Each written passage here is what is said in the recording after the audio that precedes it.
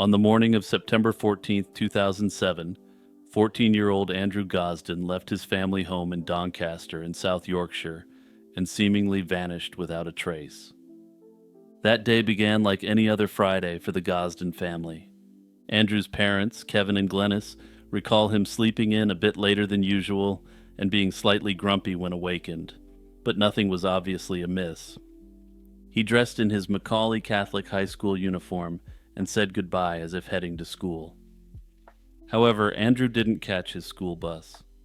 Instead, after his parents and older sister Charlotte left the house, he returned home. He then changed out of his uniform into casual clothes, jeans and a Slipknot t-shirt, and walked out again, this time toward Doncaster railway station. Surveillance footage from a neighbor's house later confirmed that Andrew headed in the direction of the station that morning. At 9:35, he purchased a one-way train ticket from Doncaster to London's King's Cross station. The ticket seller remembered Andrew because he appeared very young to be traveling alone and had insisted on a one-way ticket even after being told a return would cost only slightly more. Andrew then boarded the train by himself, and a fellow passenger later confirmed seeing the quiet boy sitting alone during the journey. He arrived at King's Cross Station in London at 11:20 a.m., and cameras captured him exiting the station at 11:25 a.m. This remains the last confirmed sighting of Andrew Gosden. In the brief footage, he appears calm and purposeful, wearing his backpack and looking much like any other young visitor stepping into the city. Back in Doncaster, Andrew's family had no idea he had gone to London. That evening, they initially assumed he was in the house, perhaps playing video games in the basement or doing homework in his room. It was only when they called him for a family dinner and he didn't respond that panic set in. A search of the house found that Andrew's school blazer and tie were neatly hung over a chair and his shirt and pants were in the washing machine. These were signs that he had come back home after they left. Kevin retraced his presumed route to school, while Glennis phoned friends and neighbors to figure out if he was with them. By 7 p.m., with no sign of Andrew, the family contacted the South Yorkshire police. Police and neighbors immediately began searching the area that night and over the weekend, combing the entire local area. The initial assumption was that something might have happened to him en route to school. In those early days, the police treated his case as a runaway youth situation rather than an abduction, given signs that Andrew had planned his departure. Officers focused some searches around Doncaster and known nearby areas where Andrew might have gone on his own. Kevin and Glennis were interviewed to rule out any family issues, and at one point, investigators even subjected Kevin to covertly recorded questioning, yet found no evidence of involvement. All evidence indicated Andrew had left of his own accord, but why he did so remained a mystery. A breakthrough came on the following Tuesday, September 18th. The ticket agent from Doncaster Station saw media reports and informed police that she vividly remembered selling a one-way London ticket to a boy matching Andrew's description. Even with this information, it wasn't until 27 days after the disappearance that a thorough review of surveillance footage finally identified Andrew arriving and exiting King's Cross. Unfortunately, by then, any CCTV footage from streets or buses around the station had long since been overwritten, and opportunities to trace his steps further into London were lost. Upon learning Andrew had reached London, the focus of the search shifted there. The Gosden family, accompanied by police, traveled to London multiple times to distribute posters and talk to people in areas Andrew might have visited. Andrew was an intelligent kid with a keen interest in museums, libraries, and sites like the Natural History Museum, so the family canvassed such locations.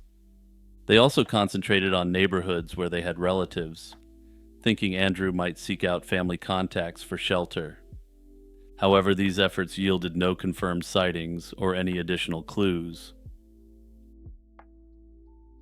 Over the weeks and months following Andrew's disappearance, numerous tips trickled in. In total, more than 100 unconfirmed sightings from all over the country were reported in the first year. One sighting indicated that he had been at a Pizza Hut near King's Cross the same afternoon he disappeared, though that sighting was unconfirmed. Another person reported possibly seeing him about a month later, around Covent Garden. In that instance, a woman recalled talking to a boy who strongly resembled Andrew. When she mentioned he looked like a missing boy she'd seen on TV, the boy nervously denied any connection to the case and rapidly walked away. Some have interpreted this as proof that this was Andrew, while others have equally plausibly suggested that he was someone entirely different and a bit freaked out by the stranger. Other possible sightings placed a boy resembling Andrew in various parts of London in the days after his disappearance, but didn't include any alleged conversations with him. As time went on, the investigation stretched into a nationwide effort, but tangible progress was painfully slow. In November 2008, more than a year after Andrew went missing, a strange incident occurred. A man walked into a police station after hours claiming he had information about Andrew. By the time someone came to take details, the man had left abruptly. Police issued an appeal for this individual to come forward again, and soon after, an anonymous letter was sent to the BBC claiming to be the man. He described a possible sighting of Andrew in Shrewsbury in November 2008. This hint, like so many others, led nowhere concrete. It was never confirmed if the author was indeed the same person or if the information was credible.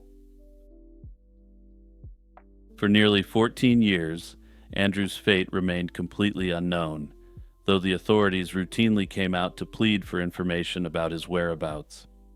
Then, in late 2021, the investigation took a dramatic turn. On December 8, 2021, South Yorkshire Police, working with the Metropolitan Police, arrested 2 men in London in connection with Andrew's disappearance.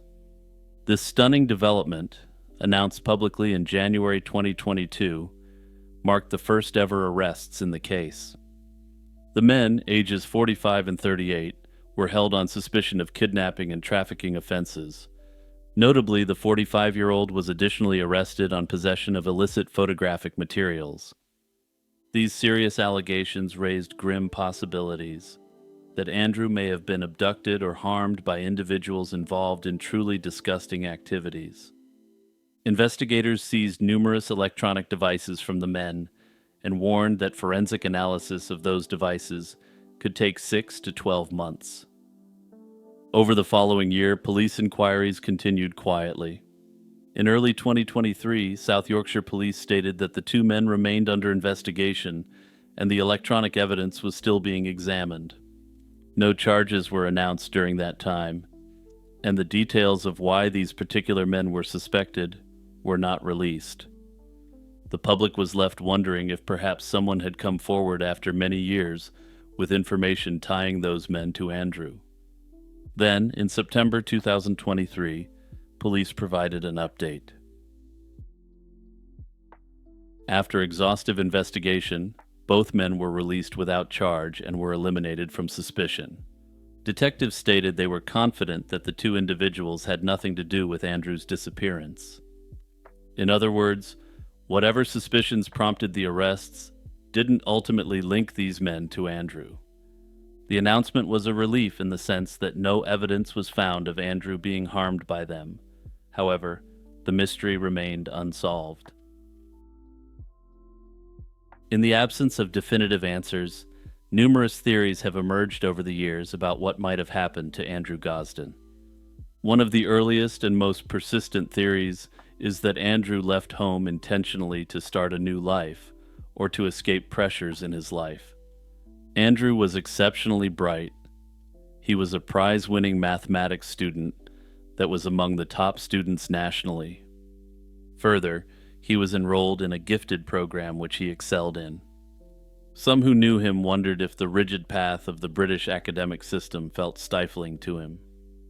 This theory is supported by the calm and deliberate steps Andrew took. He waited for the house to be empty, took cash savings, and traveled to London on his own. The fact that he insisted on a one-way ticket indicates he likely didn't intend to be back home that same day. Perhaps London, with its museums, music venues, and subcultures, beckoned to his sense of curiosity or offered an escape. It's possible Andrew made the trek to London to attend an event. Investigators learned that a favorite band of his, a Finnish metal band named His Infernal Majesty, had a rare London appearance and signing session a few days after his arrival. This was investigated, though it doesn't appear he actually attended this event, or at the very least there's no evidence to suggest he did. All that said, this theory has become much more unlikely with each passing year. A related hypothesis is that Andrew's trip to London might have been arranged or encouraged by someone he met, possibly via the internet or through another channel unknown to his parents. In 2007, Andrew didn't use social media and reportedly didn't have an email address, at least according to his parents. Some have pointed out that Andrew had a PSP gaming device. The PSP had internet connectivity, and some have speculated that he may have used it to talk on music or video game forums. If he used it to connect with people online, those communications were never traced, and in 2017, the authorities mentioned they were looking into Andrew's digital footprint. However, it's unclear if anything came from this investigation, as nothing has been publicly revealed. From early on, Andrew's parents feared that despite appearances of a voluntary trip, something sinister could have befallen him in London. Unfortunately, London is a place where a vulnerable 14-year-old traveling alone could encounter individuals who wish to harm him.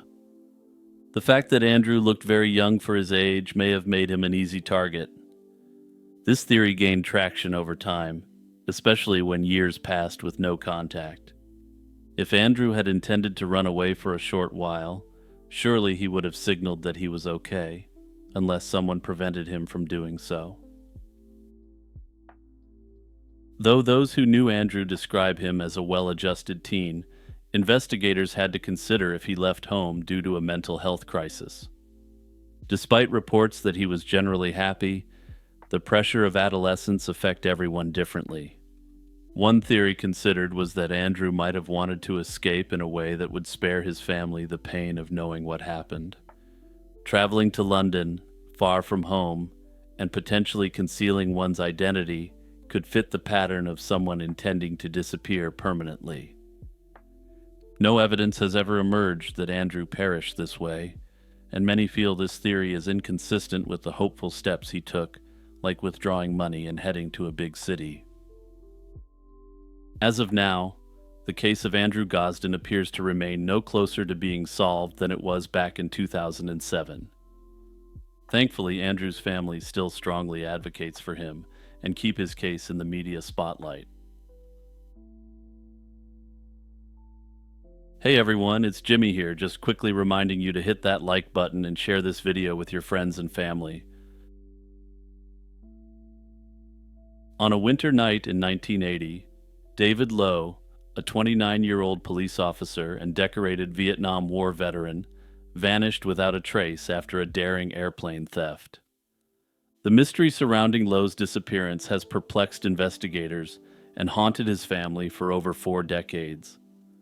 With a small private plane involved and no evidence left behind, his case reads like a plot from a thriller, a man who served his country and community, who simply took off into the unknown. David Lowe wasn't the type of person anyone expected to go missing. Born in the early 1950s, Lowe grew up to serve both in the military and in law enforcement.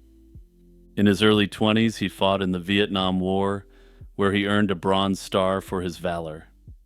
Friends and family noted that the war changed him, and his own son later remarked in an online discussion that Lowe was, quote, different after he came back from Vietnam. Despite any inner struggles he may have carried, Lowe transitioned into civilian life by protecting his community. By the late 1970s, he had become a police officer in Pasadena, Texas, a suburb of Houston. By 1980, David Lowe was 29 years old and appeared to be living a stable life. He was a father, a Vietnam veteran, a Bronze Star recipient, and now a police officer. Simply put, Lowe was the kind of person who had always put service to others first. Nothing in his background immediately suggested he would one day disappear. Yet everything would change on a February evening of that year. February 6, 1980 began like any other day for Officer Lowe. He spent part of that day at the Pasadena Police Department's headquarters. Sometime that evening, Lowe walked out into the parking lot of the police station. This moment would be the last confirmed sighting of David Lowe. What happened next remains a mystery, but investigators believe Lowe left the area by taking to the skies. At some point that night, he's thought to have departed in a small private airplane, a red and white 1974 Cessna 172. Crucially, it turned out that the plane didn't belong to Lowe. Rather, he took it without permission, under cover of darkness. Or at least he's believed to have taken it without permission, since no one specifically saw him do it. Given that he presumably stole the plane, there's no record of him filing a flight plan.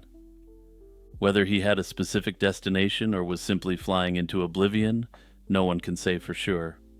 What is certain is that David Lowe never arrived anywhere publicly known, and he never contacted friends or family again after that night. When Lowe failed to show up as expected and couldn't be reached, concern quickly spread. By the following day, February 7th, 1980, it was clear something was wrong. The investigation into David Lowe's disappearance unfolded over the weeks and months that followed. Pasadena police, along with other agencies, worked to trace the missing officer's movements. Search efforts were extensive, and law enforcement checked every small airport and airstrip in the region for any sign of the red and white Cessna. Notices went out to federal aviation authorities to be on the lookout. The Gulf of Mexico wasn't far from Pasadena, so Coast Guard and aerial patrols were alerted in case a plane had gone down over water. Back on land, detectives combed through Lowe's personal life for hints of a motive or destination. They found no obvious conflicts at work and no sudden changes in his behavior before the disappearance. There was no farewell note, no distress call, and no evidence of a struggle at the police parking lot where he was last seen. In short, there was absolutely nothing concrete that would point investigators down a single path. As a brief aside, it's unclear from the publicly available evidence why investigators are so sure he stole the Cessna and flew off into the night, especially since there were no witnesses to the event. Various theories have emerged over time to explain what might have happened to Lowe. All of these theories remain unproven, but each is grounded in some aspect of Lowe's life, or the known facts of the disappearance. One theory is that Lowe was the victim of foul play.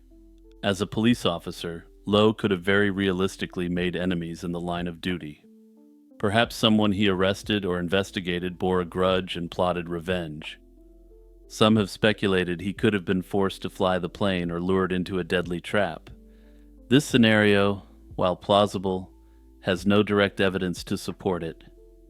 No signs of a struggle or violence were found at the police station parking lot, according to available information. Further, there were no known threats made against him before he vanished. If foul play was involved, whoever was responsible left no trace of it. Another prominent theory is that David Lowe chose to disappear intentionally. This idea is strongly favored by some of his own relatives. In conversations decades later, Lowe's family members revealed that they believe he left the family and adopted a new identity. There are several facts that lend plausibility to this theory. Lowe appears to have taken an airplane surreptitiously, suggesting careful planning. Departing by plane could indicate he wanted to get as far away as possible, quickly and unseen. This Cessna could have been sold illicitly, perhaps using an underworld connection David encountered as a police officer, and this could have been used as seed money to start his new life. Still, as of today, no proof of Lowe living under a new name has surfaced, so this theory remains an intriguing question mark. It's also unclear how thoroughly this avenue was investigated, or if, for instance, a forensic accountant was retained to examine his financial records.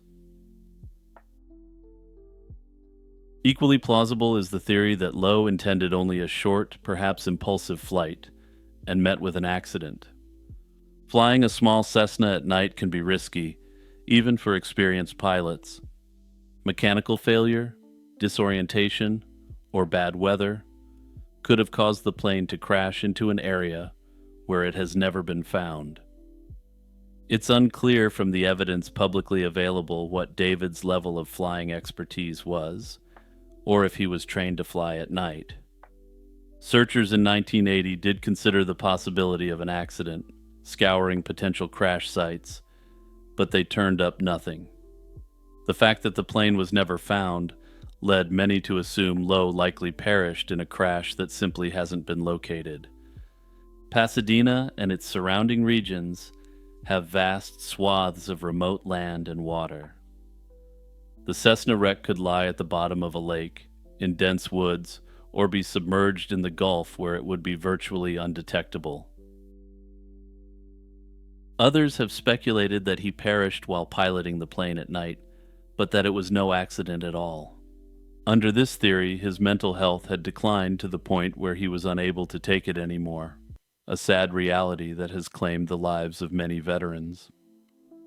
The fact that no crash site was ever found may indicate that he intended to go to as remote an area as possible for this act, so as to spare his family the pain of finding his remains. Again, Pasadena, Texas is right next to the Gulf, and if he flew out and intentionally crashed, the chances of him or the plane being found are minimal.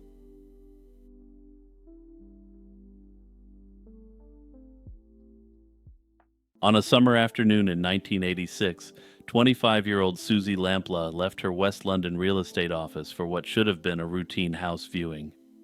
The young agent had an appointment in Fulham with a client known only as Mr. Kipper. Susie noted the name in her work diary and headed out around 12:40 p.m. on July 28, 1986, expecting to return shortly, but she never did. In broad daylight, in the midst of a professional errand, Susie Lampla vanished without a trace. Her disappearance would become one of Britain's most notorious unsolved cases, sparking a decades-long investigation, countless theories, and a lingering heartache for her family. When Susie didn't come back to the office that afternoon, concern quickly mounted. By evening, her white Ford Fiesta was found abandoned on a quiet street in Fulham, not far from the property she was due to show. The car's keys were missing, but puzzling clues remained. The car's doors were unlocked and Susie's purse lay inside.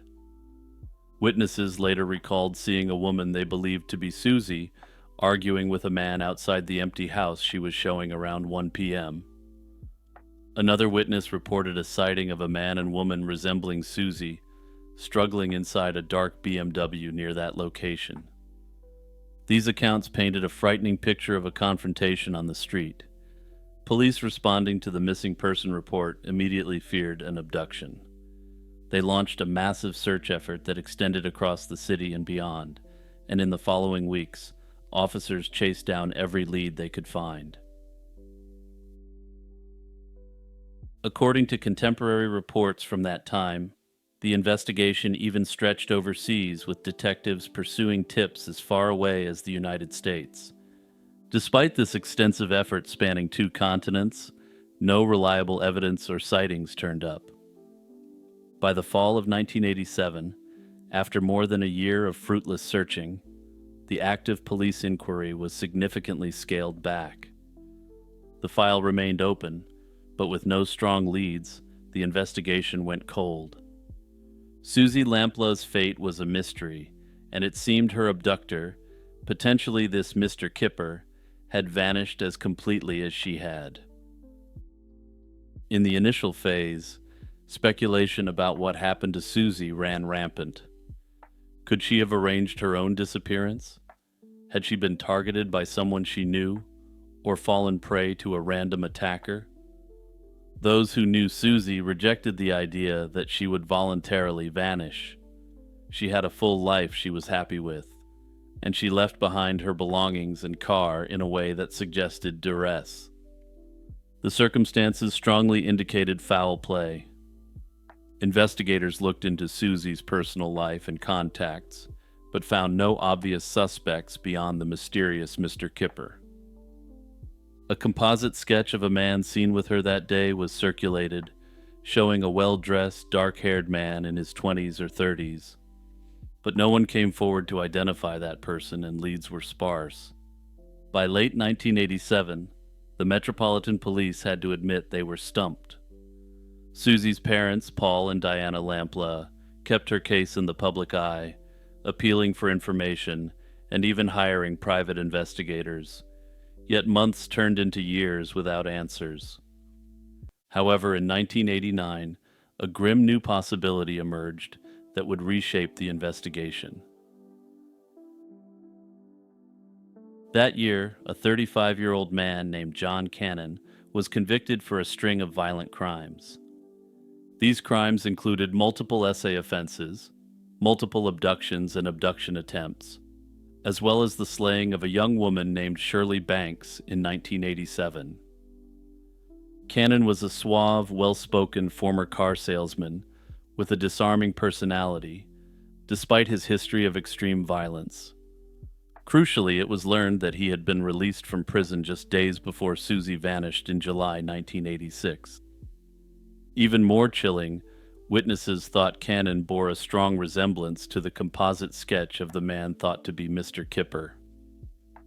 When police interviewed Cannon's former girlfriend, she expressed suspicions that he might have been involved in Susie's case, further heightening suspicion. Contemporary investigators interviewed Cannon in prison at least 3 times starting in 1989, hoping he might shed light on Susie's fate. Despite these attempts, Cannon denied having anything to do with the case. At that time, detectives found no hard evidence linking him to Susie's disappearance, and he wasn't charged. Still, the parallels were hard to ignore, and they were about to get weirder. His nickname in prison, it turned out, was Kipper. A bizarre coincidence, if indeed it was one. But that's not where it stops. When Cannon was arrested for the slaying of Shirley Banks, the authorities discovered he owned a vehicle with false plates. The false plates read SLP386S, with some believing that SLP stood for Susie's name, while 86 stood for the year she disappeared. The media began loudly speculating that Cannon could very well be the mystery client who lured Susie to her doom. In 1993, 7 years after she went missing, authorities officially declared Susie Lampla dead in absentia, acknowledging what everyone feared. For her family, this legal declaration was another painful milestone, coming with no comfort of knowing what truly happened. Hopes were raised briefly in 1994 when a different convicted perpetrator, Michael Sams, claimed from prison that he was responsible. Sams was serving life for the slaying of a woman and the kidnapping of a real estate agent in a separate case, and he reached out claiming responsibility for Susie's disappearance. However, police quickly dismissed his story as implausible, and Susie's relatives condemned it as a cruel hoax. The authorities came to the conclusion that Sams appeared to have fabricated the confession for attention, and that there was no evidence he was involved. He simply realized that the case fit his modus operandi and was able to gain the spotlight in that way. In 1999, after years of inactivity on the case, Susie's mother, Diana Lampla, received an unexpected tip. An anonymous informant told her that Susie's remains might be buried at an old army barracks at Norton in Worcestershire. This lead was startling. It was far from London, and it's unclear how credible it was, but Diana passed it to the police. In the year 2000, with some new information at hand, the Metropolitan Police decided to formally reopen the investigation. Officers conducted digs and searches at the old barracks site and other locations suggested over the years. These searches sadly yielded nothing of significance, and it remains unclear if the report was a hoax or not.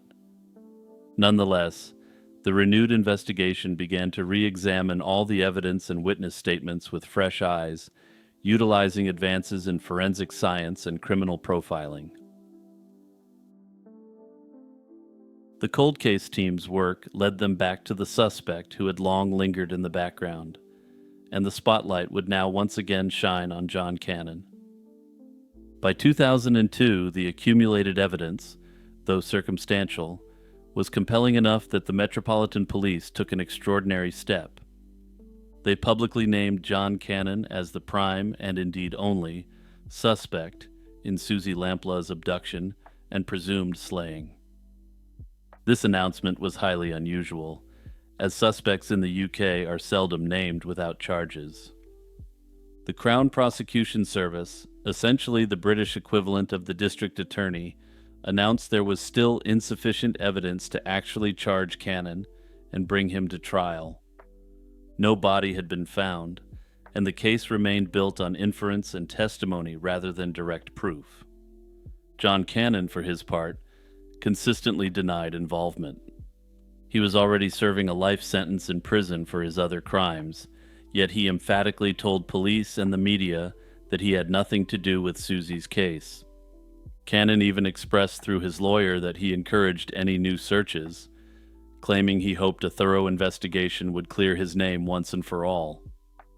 Despite his claims of innocence, few investigating officers or people in the public ever believed him, instead viewing this as a way to drag out the cruelty inflicted.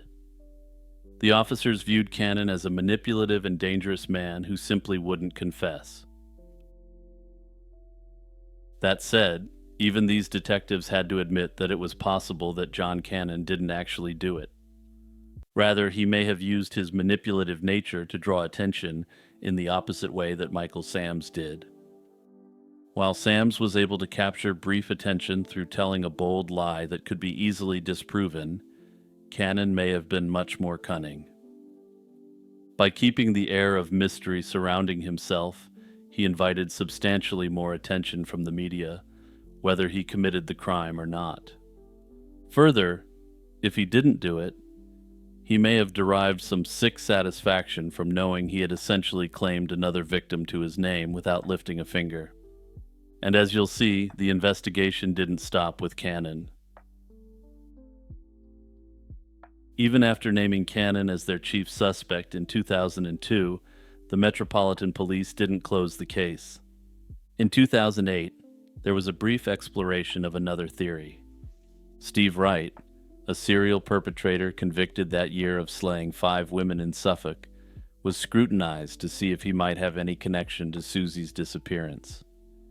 Wright had lived in London in the 1980s, and the timing prompted speculation. However, after reviewing Wright's history, detectives found that there was no likely connection, despite the fact he couldn't be fully ruled out. Fresh information has been rare, but not entirely absent.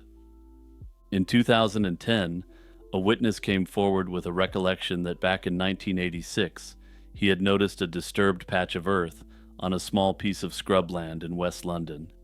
He feared it could have been a hastily dug grave, but for reasons unknown, he waited almost 25 years to report it. Acting on this tip, police conducted a new search of the area decades later.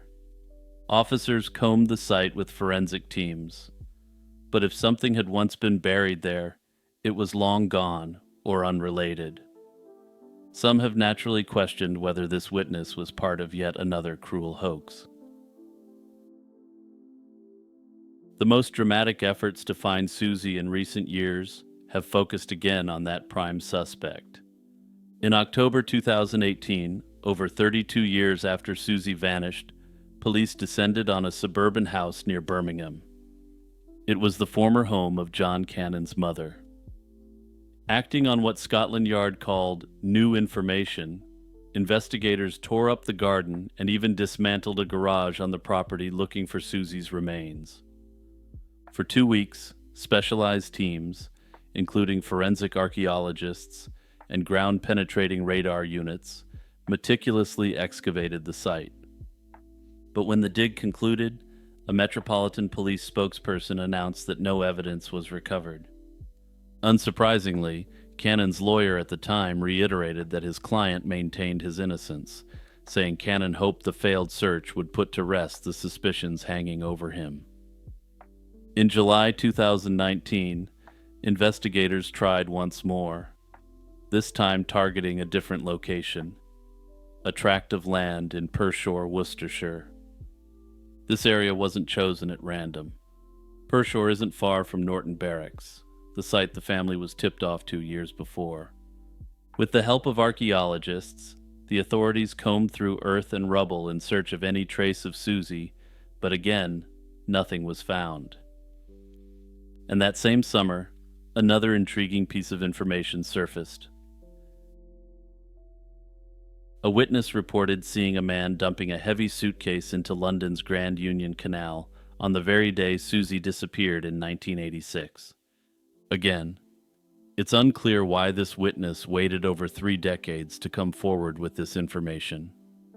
The canal in question had been dredged and searched years earlier in several unrelated cases, and it seemed unlikely something would be recovered so long after.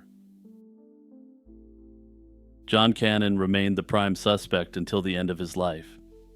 In 2023, after serving 35 years behind bars, he came up for a parole review. The parole board, hearing of his continued insistence on innocence and lack of remorse for even his confirmed crimes, refused to release him. Then, in November 2024, Cannon died of natural causes in prison at the age of 70. If indeed Cannon was responsible, he carried the secret of Susie's final resting place to his grave. Despite years of pressure, he never gave any indication of where Susie's body might be, and always maintained his innocence in relation to her case. Hey everyone, it's Jimmy here, just quickly reminding you to hit that like button and share this video with your friends and family. Also, be sure to check out my alternative channel, Lazy Chill True Crime, for more content specifically related to solved true crime cases. Imagine a vast island appearing on old maps, only to vanish when explorers went to find it. New South Greenland was one such phantom island, a phantom landmass that captured imaginations in the 19th century. Its story is a fascinating tale of exploration, error, and the enduring allure of the unknown. A phantom island is essentially a geographic mirage, an island once reported and charted, but later proven not to exist. These are, in essence, the ghost stories of cartography. Many arose during the Age of Sail, when explorers with primitive navigation tools miscalculated positions or were fooled by illusions at sea. Fog banks, floating ice, or tricks of light could make open ocean look like distant land. Eager sailors announced new discoveries, and mapmakers dutifully added them to their charts. Some phantom islands persisted for years or even centuries before being quote-unquote undiscovered. The tale of New South Greenland begins in March 1823 in the icy seas off Antarctica. American Captain Benjamin Morrell was commanding the schooner Wasp on a sealing voyage. They were exploring the virtually uncharted Weddell Sea when his crew sighted something that looked like a coastline to the west. Elated, Morrell steered toward this apparent shore and followed it for several days, mapping as he went. By his estimate, the Wasp traced over 300 miles of continuous coastline. The shores were visible with high mountains beyond. The island was teeming with life, including flocks of seabirds and thousands of seals, convincing Morrell that a substantial new land lay before him. Believing he had encountered a new extension of Antarctica, or perhaps a large island, Morell named the supposed land New South Greenland. He carefully recorded coordinates for its capes and bays, then turned north as winter ice closed in. It's important to note this winter ice element, since the WASP never directly made landfall on the island due to safety reasons. Back in port, Morell published his account of this discovery, sparking a stir in geographic circles. If true, he had found a huge unknown land at the bottom of the world. Some maps even began depicting a vague coastline or a blank space labeled New South Greenland in that region. Not everyone accepted Morell's claim. The captain already had a reputation for either exaggeration or a lack of competence, or both, depending on the source. Simply put, he wasn't the most reliable witness to begin with, but his crew had also witnessed the supposed new land as well, bolstering his claim substantially. In 1838, French explorer Jules Dumont d'Urville sailed to the coordinates of New South Greenland's supposed northern cape to check for himself. He found nothing but empty ocean and drifting ice where the coast should have been. This stark failure bolstered skeptics' belief that Morell's land was a mistake, perhaps a mirage of distant ice or a navigational error. Morell might have been off course, or maybe he saw an illusion that looked like solid ground. Yet the phantom refused to fade away, and in 1843, the respected British explorer Sir James Clark Ross reported sighting a hazy appearance of land in the same general area of the Weddell Sea. In the view of many contemporaries, this took the claim from an unreliable sighting by a captain with a shoddy reputation to just short of established geographic fact. Ross couldn't get closer due to heavy pack ice, but his glimpse of a distant misty mountain on the horizon kept the mystery alive a while longer. For the rest of the 19th century, the Weddell Sea remained a blank space, its phantom islands unverified. The final verdict on New South Greenland came with the dawn of the 20th century, when Antarctic expeditions at last probed this remote region. In 1912, Wilhelm Filchner led a German voyage into the Weddell Sea, specifically to hunt for the rumored land. By chance, Filchner's ship, the Deutschland, became trapped in pack ice and drifted near Morell's reported coordinates. Seizing the opportunity, Filchner's team journeyed over the ice in search of any shoreline. They saw none, only unbroken white sea ice in every direction. To be sure, they drilled through the ice and measured the ocean depth below. The water proved to be thousands of feet deep, far too deep for any landmass. Filchner concluded that New South Greenland had never existed, except perhaps as an optical illusion. However, due to the upcoming conflict that was about to engulf the world, this wasn't widely reported at the time. Further confirmation came in 1915 from Sir Ernest Shackleton during his Endurance expedition. Also stuck in the Weddell Sea ice, Shackleton's crew witnessed the same mirage-like phenomenon. They witnessed distant, towering shapes that looked like land, which then eventually faded away. They were seeing a polar mirage known as a fata morgana, which bends light to conjure phantom islands on the horizon. Soundings again found only deep ocean where land was supposed to be. Shackleton concluded that Morell's version of Greenland was nothing more than ice and vapor, effectively ending this mystery that once haunted the Southern Ocean. In the dense, swampy rainforests of the Congo Basin, stories persist of a creature that shouldn't exist in our modern world. Known to locals as the Mokele Mbembe, meaning one who stops the flow of rivers, this dinosaur-like beast has captured the imagination of locals and Westerners for generations. But what exactly is the Mokele Mbembe, and what might explain the numerous sightings reported throughout history? According to local accounts from indigenous peoples of the Congo Basin, the Mokele Mbembe is described as a large, water-dwelling animal with a long neck, small head, and lengthy tail. It's said to be approximately the size of an elephant with a brownish-gray coloration, and is reported to be herbivorous, feeding on plants that grow near riverbanks. What makes this creature particularly intriguing is how closely its description resembles that of a sauropod dinosaur.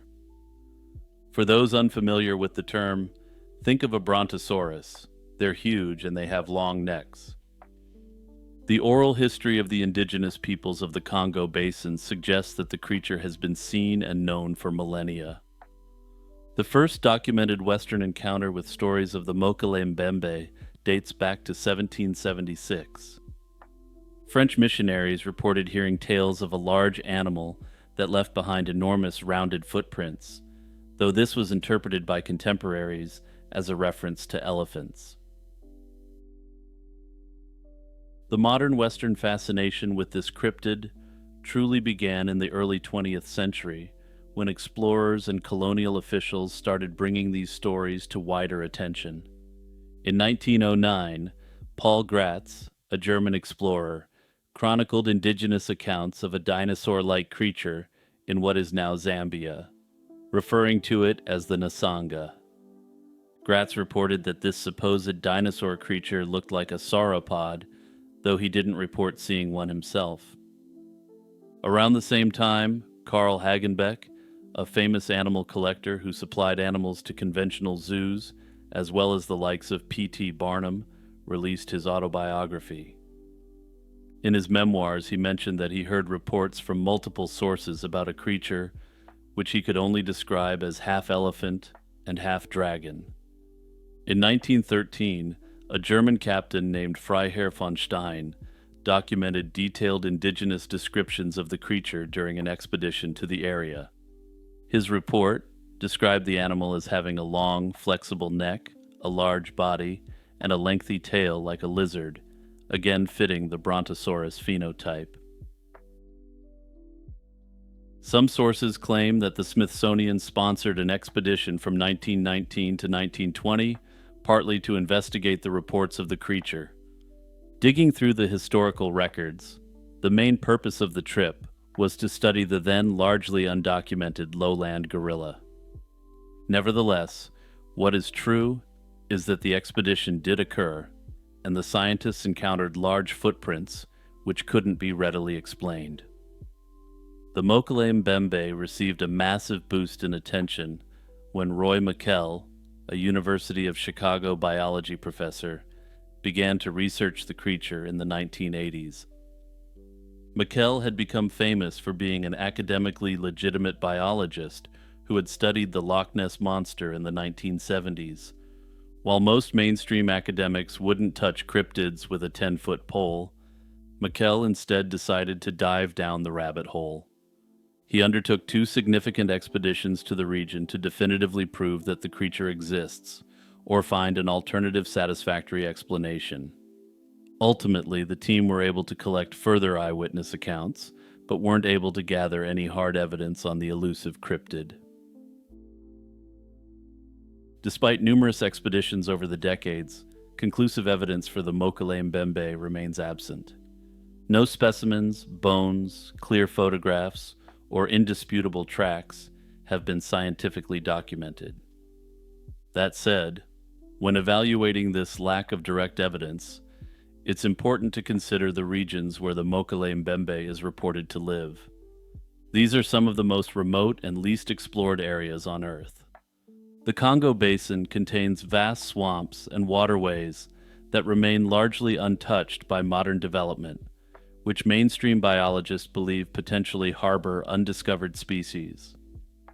While the idea of a living dinosaur is undeniably fascinating, several more plausible explanations exist for the Mokele Mbembe phenomenon. The most straightforward explanation is that witnesses are encountering known animals, but misinterpreting what they're seeing. The most likely candidate, according to biologists, are forest elephants.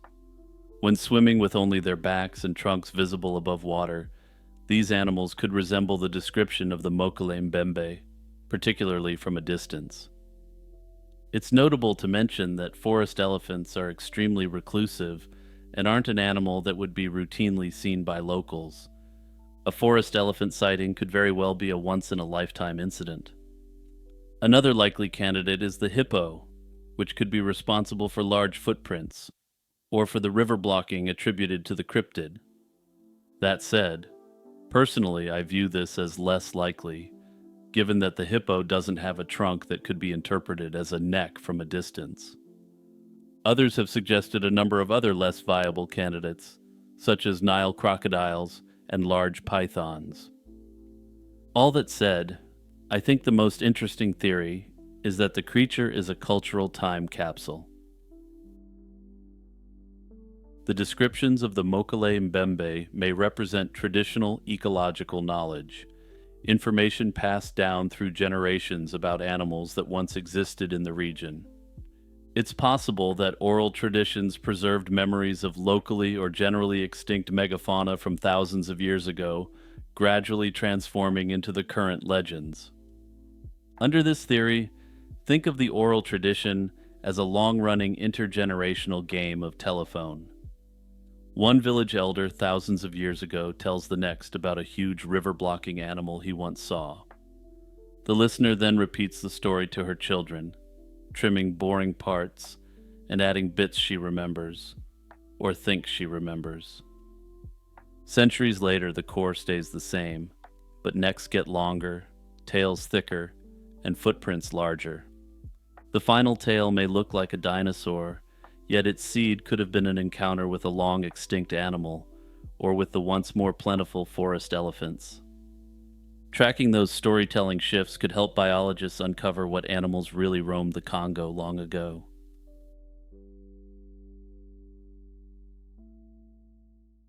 Tara Grinstead was a 30-year-old high school history teacher and former beauty queen living in the small town of Ocilla, Georgia.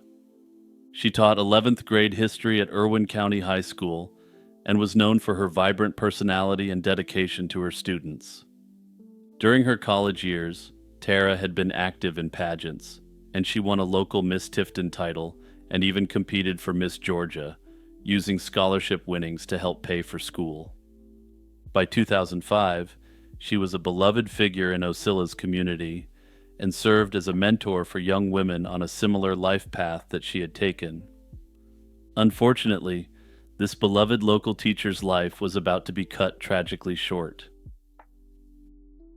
On Saturday, October 22nd, 2005, Tara spent the day involved in the beauty pageant world she loved. She helped a friend prepare contestants for the local Miss Sweet Potato pageant and attended the event that evening as a coach and supporter.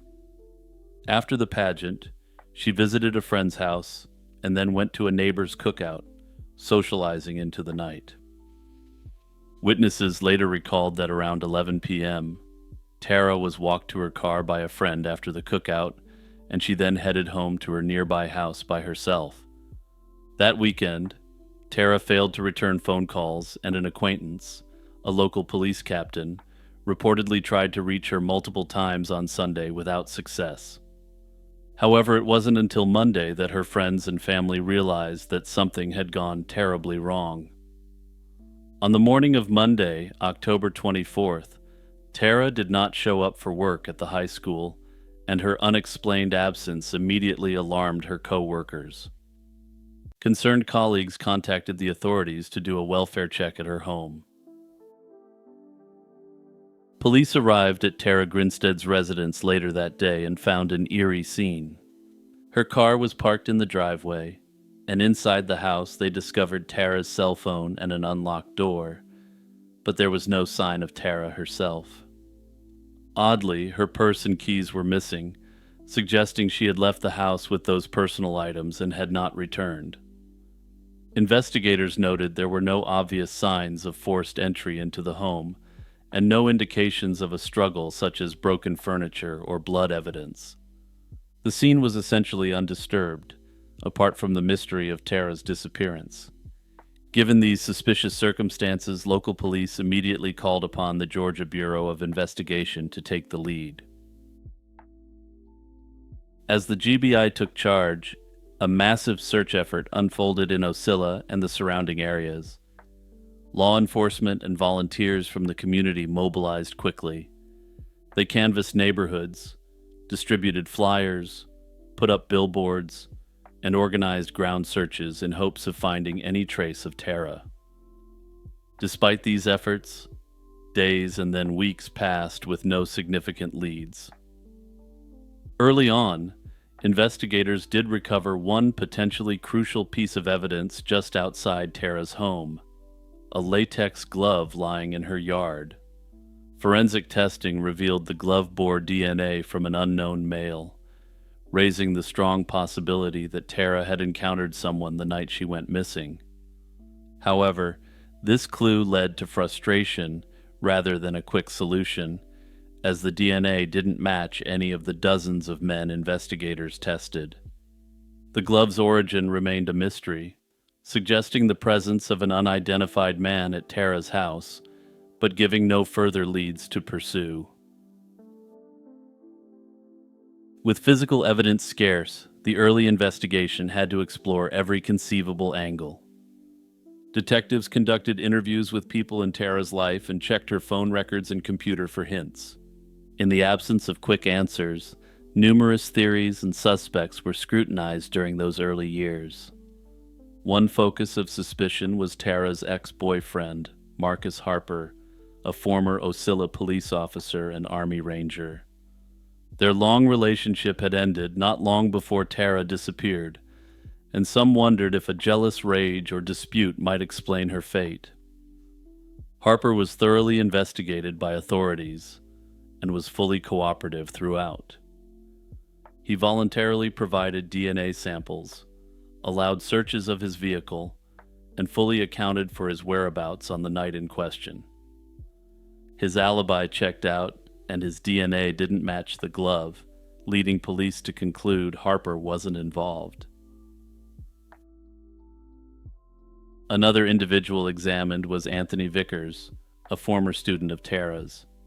Earlier in 2005, Vickers had caused a disturbance outside Tara's home, an incident that resulted in his arrest for disorderly conduct.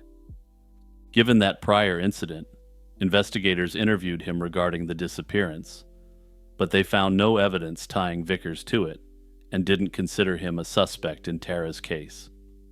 With those close to Tara seemingly cleared, some theories speculated that she might have fallen victim to a stranger abduction or a crime of opportunity. After over a decade of frustration, a major break in the case finally arrived in 2017. The catalyst was an unexpected tip, preceded by a resurgence of public interest. In 2016, a podcast called Up and Vanished devoted its first season to Tara's disappearance, bringing new attention to the long-dormant mystery. Not long after the podcast aired, a young woman came forward to the GBI with crucial information. This woman, Brooke Sheridan, was the girlfriend of Bo Dukes, a former friend and classmate of a man named Ryan Duke. Both men had been students at Irwin County High when Tara taught there years before. She told investigators that, after the increased publicity on the case brought on by the podcast, Bo Dukes had confessed to her that he knew what happened to Tara. Acting on this tip, authorities re-interviewed those involved and soon made a stunning announcement. On February 23, 2017, they arrested Ryan Duke and charged him with the slaying of Tara Grinstead. Days later, Bo Dukes was also arrested, accused of helping conceal the crime and tampering with evidence. According to GBI investigators, Ryan Duke, who was 21 at the time of the crime, had allegedly broken into Tara's house in the late hours of October 22, 2005. They believe Tara caught him in the act, leading Duke to fatally attack her. After slaying her, Duke reportedly removed her body from the home. It was then, investigators say, that he enlisted the help of his friend Bo Dukes to dispose of the remains. Dukes, whose family owned a large farm in a neighboring county, later admitted that he assisted Ryan in hiding Tara's body. The two men allegedly took Tara's remains to a remote corner of the Dukes' family orchard and burned them to destroy evidence of the crime. This chilling revelation explained why exhaustive searches had never found Tara's body. Investigators even conducted a multi-day excavation of the orchard land in 2017 after the arrests, but they turned up no identifiable remains. The arrests of Ryan Duke and Bo Dukes, nearly 12 years after Tara Grinstead vanished, marked an extraordinary breakthrough.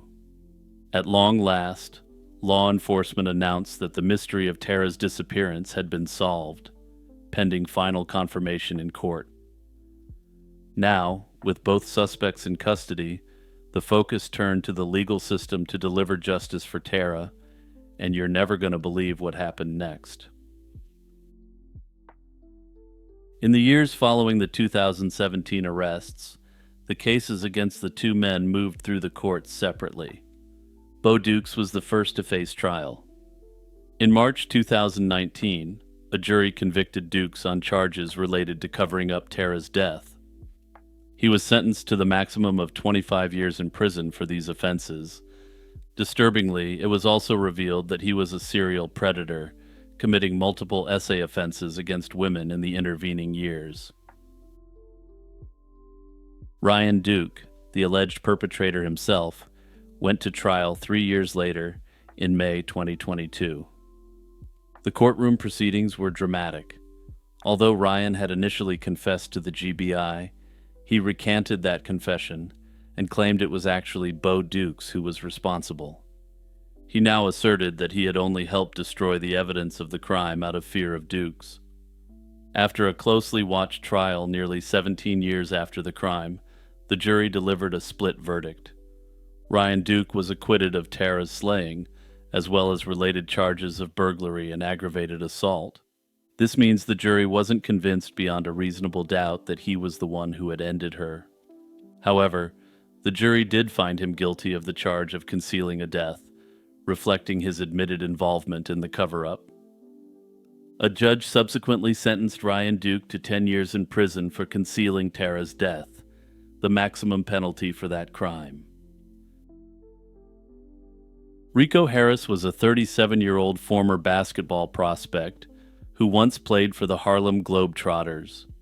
He disappeared in October 2014 during a solo drive from his mother's home in Southern California en route to Seattle. A few days after he left, Harris's black Nissan Maxima was found abandoned at a park in rural Yolo County, north of Sacramento, with no sign of Harris himself.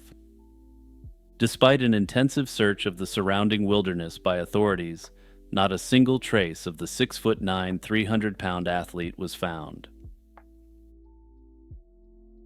Rico grew up in Los Angeles County and showed early promise as a basketball player. In his late teens, he blossomed into a high school standout, becoming one of the nation's top 100 recruits, courted by elite college programs like Connecticut, Kentucky, and UCLA. Unfortunately, Harris's path through college was tumultuous. He first enrolled at Arizona State University, but left after a freshman year arrest and academic issues. Harris then dominated at Los Angeles City College, leading the team to a state junior college championship in 1997. However, an attempt to transfer to a Division I program fell through due to a poor academic record. He finished his college career at Cal State Northridge, but his time there was marked by suspensions and conflicts with his coach. By 1999, perhaps unsurprisingly, the once promising player went undrafted in the NBA. Harris continued to pursue professional basketball on the fringe. In 2000, Rico joined the world-famous Harlem Globetrotters in hopes that this would raise his profile and he could move to a more legitimate basketball team. For those who aren't aware, the Globetrotters are a sports entertainment team, rather than a competitive basketball team. His tenure with the Globetrotters lasted only a couple of months. He later said he left due to a combination of a nagging back injury and a serious concussion from being hit in the head with a baseball bat while trying to break up a fight. With that, Harris's basketball ambitions were effectively cut short, aside from a few attempts to play in a short-lived semi-pro league called the International Basketball League. Life after basketball proved challenging, and Harris fell into substance abuse, with alcohol being his most major issue. He would struggle off and on, but by 2007 he committed to sobriety and pieced his life back together, finding steady work in private security in Los Angeles. In 2012, while working as a security manager at a nightclub, Harris met Jennifer Song, an insurance broker from Seattle who was visiting California. The two began a long-distance relationship. For over 2 years, they maintained their bond through phone calls, text messages, and weekend visits. By 2014, Harris was looking toward the future with newfound optimism. He was nearing 7 years of sobriety and decided to relocate to Seattle to live with Jennifer permanently. He gradually moved his belongings into her Seattle townhouse and also secured a promising job interview in the area. This transition was not without difficulty, and Harris initially felt homesick and under pressure, and in late July 2014, he briefly relapsed into his old drinking habits. By early October 2014, Harris was still committed to his move and his new life in Seattle, or at least that's what he wanted people to believe outwardly. In the first week of October 2014, Rico Harris decided to make an impromptu trip from Seattle down to Alhambra in California to visit his family before fully settling in Seattle. According to Jennifer, he felt he needed to talk with his mother and brother, possibly to find closure with some past issues and to reassure his family about his new path. On October 8, 2014, Harris told Jennifer he was going out to explore Seattle while she went to the gym. Instead, he secretly began the 1,000-mile drive south to see his family. He drove through the night and arrived at his mother Margaret Fernandez's home in Alhambra around 2 o'clock in the morning on October 9th. Margaret was surprised and concerned by her son's sudden visit, and she later said she suspected he had been drinking when he showed up. Shortly after midnight, in the early hours of October 10th, 2014, Rico Harris quietly slipped out of his mother's house and began the long drive back to Seattle. At about 1 a.m., he phoned his mother, who hadn't even realized he had left. He then called Jennifer to let her know he was already on the road north. Jennifer was startled that he had left without sleeping, and the two spoke by phone for approximately 3 to 4 hours as Harris drove through Central California. Jennifer later said she grew increasingly concerned during that call, and his speech and thoughts were giving her cause for worry. Eventually, sometime before dawn, Jennifer fell asleep while on the phone with him. Around 8 o'clock in the morning on October 10th, Jennifer awoke and called Harris back, and he reported that he was near Sacramento. Not long after, at 10:45 that same morning, Harris left a voicemail for Jennifer saying that he was, quote, going up into the mountains to rest for a while, before continuing the drive.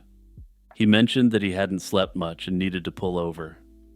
Approximately 30 minutes later, around 11:15 a.m., his cell phone was switched off, but whether Harris turned it off or the battery died is not clear. This was the last anyone ever heard from him, though panic didn't immediately set in. By October 13th, however, Harris had missed his important job interview in Seattle and still hadn't contacted anyone. That same day, far to the north in Yolo County, California, a sheriff's deputy was making a routine patrol through a secluded rest area known as Cache Creek Regional Park. The deputy noticed a black Nissan Maxima parked off to the side of the lot. It had been there the day before as well, which struck him as odd. On October 13th, after seeing the car again untouched, the deputy ran the license plates and discovered it was registered to Rico Harris. He contacted the Alhambra Police Department in Los Angeles County to inquire about the owner. Alhambra Police, in turn, went to Margaret Fernandez's house that day to inform her that Rico's car had been found abandoned hundreds of miles away in Northern California. Margaret immediately realized something was very wrong and filed a missing person report for her son on October 13th, 2014, officially launching the investigation into his disappearance. In the days following the car's discovery, a few tantalizing clues emerged. Investigators learned that Harris had stopped for gas in Lodi, California, around 100 miles south of where his car was found, and then apparently deviated from the main interstate. Why he drove into the isolated Cache Creek area remains uncertain. He may have taken a wrong turn or intentionally driven into the hills to rest or sightsee. Several witnesses later reported seeing a large African-American man fitting Harris's description in the vicinity on October 11th and 12th. One passerby recalled a tall man walking along Route 16 in the early morning hours of October 11th. Another motorist believed he saw the same man sitting on a guardrail overlooking Cache Creek around that time. Additionally, a couple reported seeing a giant man wandering around a black car on October 12th, appearing disoriented. These sightings suggested that Harris was indeed alive and on foot in the area for at least a day or two after he left the highway. Search teams discovered very large shoe prints by the creek near the parking lot, including one set of fresh impressions that matched the size 18 sneakers Harris wore. They noted that the prints went down toward the water and then back up, as if someone had walked to the creek and returned. In the same vicinity, investigators found an insert from a shoe believed to be from Harris's footwear based upon the size alone. This indicated that Harris had likely been the person who parked the car there and had walked around the area. About 1,500 feet up the road from the parking lot, searchers also recovered Harris's black backpack, abandoned on the roadside. Inside it were jumper cables, some clothing, and 2 plastic bottles, one empty and one partially filled with hard liquor. Crucially, the backpack also contained Harris's cell phone and charger. On October 18th, another sighting of Rico was reported, and the authorities found fresh footprints, again from size 18 shoes. Yet despite these leads, searchers couldn't locate Harris. Sniffer dogs were brought in and signaled interest in a particular spot along the creek, prompting dive teams to search pools of water, but no evidence was found. In the absence of concrete answers, several theories have been put forward to explain what might have happened to Rico Harris. The lead detective on the case eventually came to believe that no foul play was involved, and that Harris may have voluntarily walked away from his life. The investigation found no evidence of struggle or violence at the scene. The car, the phone, and the backpack all appeared to have been left undisturbed by anyone other than Harris himself. The lead detective theorized that Harris might have taken a wrong turn off the highway, and upon finding the serene Cache Creek area, decided to stop and rest. It was noted that he had been under significant pressure. He was moving to a new city, potentially starting a new job, and struggling to maintain sobriety. Further, he was in the process of adjusting to living with his girlfriend. The authorities officially speculated that the weight of those unresolved personal issues and life changes may have led to Harris not returning to Seattle. Interestingly, the lead detective has gone on record saying that he believes that sometime after Rico's car was towed, Rico may have gotten a ride out of the area. A related theory has focused on Harris's psychological state. By all accounts, he was under severe stress. Lack of sleep, the cross-country move, and his recent relapse might have created a perfect storm. It's possible Harris experienced a mental health crisis or emotional breakdown in the hours leading up to his disappearance. If Harris became disoriented or suffered some kind of break, he might have intentionally walked away into a new life or inadvertently placed himself in danger. Some believe that he may have entered into a dissociative fugue and started a new life, either being unaware of his old identity or simply preferring his new life. That said, others have observed that his physical appearance would likely make it harder for him to start fresh, since he literally stands head and shoulders above everyone else. Another possibility is that Rico Harris intended to return to his journey after resting, but fell victim to an accident in the remote wilderness. Harris may have been exhausted and possibly dehydrated, and as suggested by the bottles in his backpack, he had relapsed once again. It's conceivable that while walking around in a fatigued state, he could have slipped and injured himself or gotten lost in the wild. A fall down a ravine or into the fast-moving creek could prove fatal. If he succumbed to exposure or injury, his remains might have been missed in the initial search, especially if they ended up in a concealed spot or were moved by natural elements. From the start, investigators didn't see obvious signs of foul play in Harris's case. There was no blood and no indication of a struggle at the car. Further yet, Harris was, to put it mildly, not an easy target, standing 6'9" and with a powerful build. That said, his friends and family knew him to be a mild-mannered individual who got along with everyone, and suspect that he may have let his guard down around the wrong people. Hey everyone, it's Jimmy here. Just quickly reminding you to hit that like button and share this video with your friends and family. Close your eyes and imagine for a moment that you're a doctor in a field hospital and you've just received a new patient. He's a wounded soldier in extreme agony, but all the supplies of any legitimate painkiller have run out. Desperate to calm him, you inject this wounded soldier with a simple salt solution, assuring the soldier it's actually a potent painkiller. Incredibly, the soldier relaxes as if given real medicine. This famous story, whether fact or legend, illustrates a phenomenon known as the placebo effect, the power of a mere belief or expectation to bring about real relief. Long before scientists studied it, traditional healers of all kinds noticed that faith in a treatment can sometimes heal. As far back as the 16th century, a French physician observed that some people feel better just by the very act of treatment, a phenomenon which would come to be known as the placebo effect. One of the first scientific demonstrations of the placebo effect came in 1799. An English physician named John Haygarth tested a popular quack device of the time called Perkins's metallic tractors, metal rods said to draw out disease. Haygarth suspected the benefit was all in the patient's imagination. He conducted a clever experiment.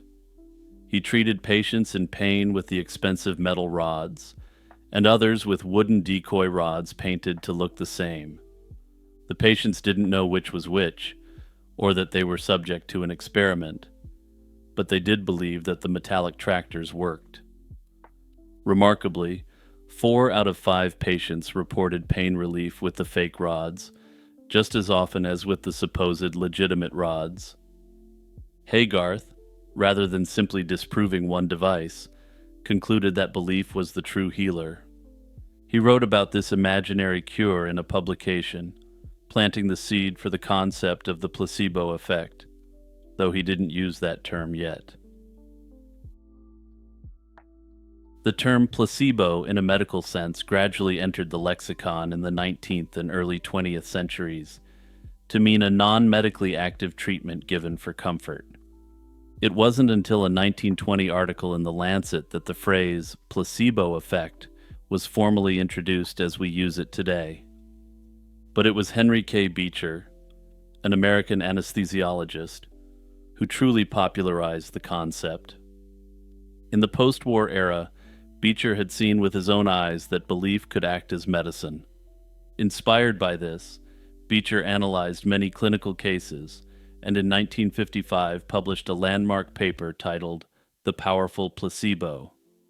He famously estimated that around 35% of patients in trials improved from just a dummy treatment.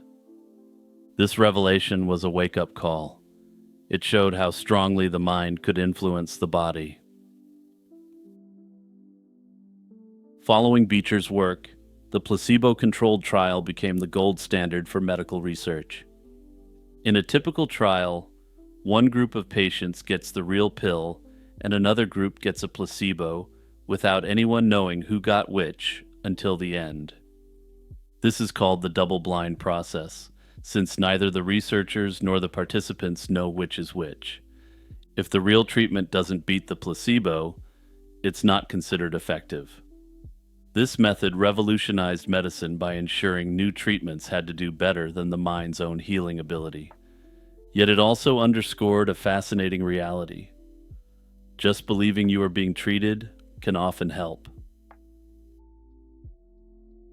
Unraveling the placebo effect mystery has proven extremely challenging. At first glance, it seems almost magical that a sugar pill or a fake procedure could trigger real changes. The exact cause remains a mystery, but there are a number of theories about why it may be the case that the placebo effect actually works. The most common explanation is that if you expect a treatment to help, that expectation alone can launch a healing response. In other words, hope and belief release real forces in the body. For example, when a person believes they've taken a painkiller, their brain can actually release natural pain-relieving chemicals.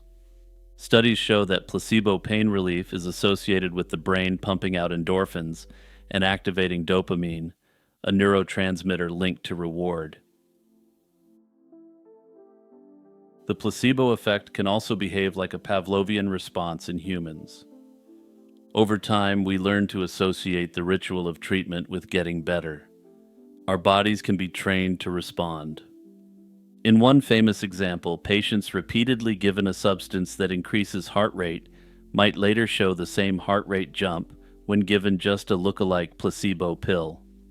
In essence, the body has learned the cue and has learned what response is expected. In short, some theorize our physiology can unconsciously remember and replicate the effects of real treatments when given a symbolic substitute.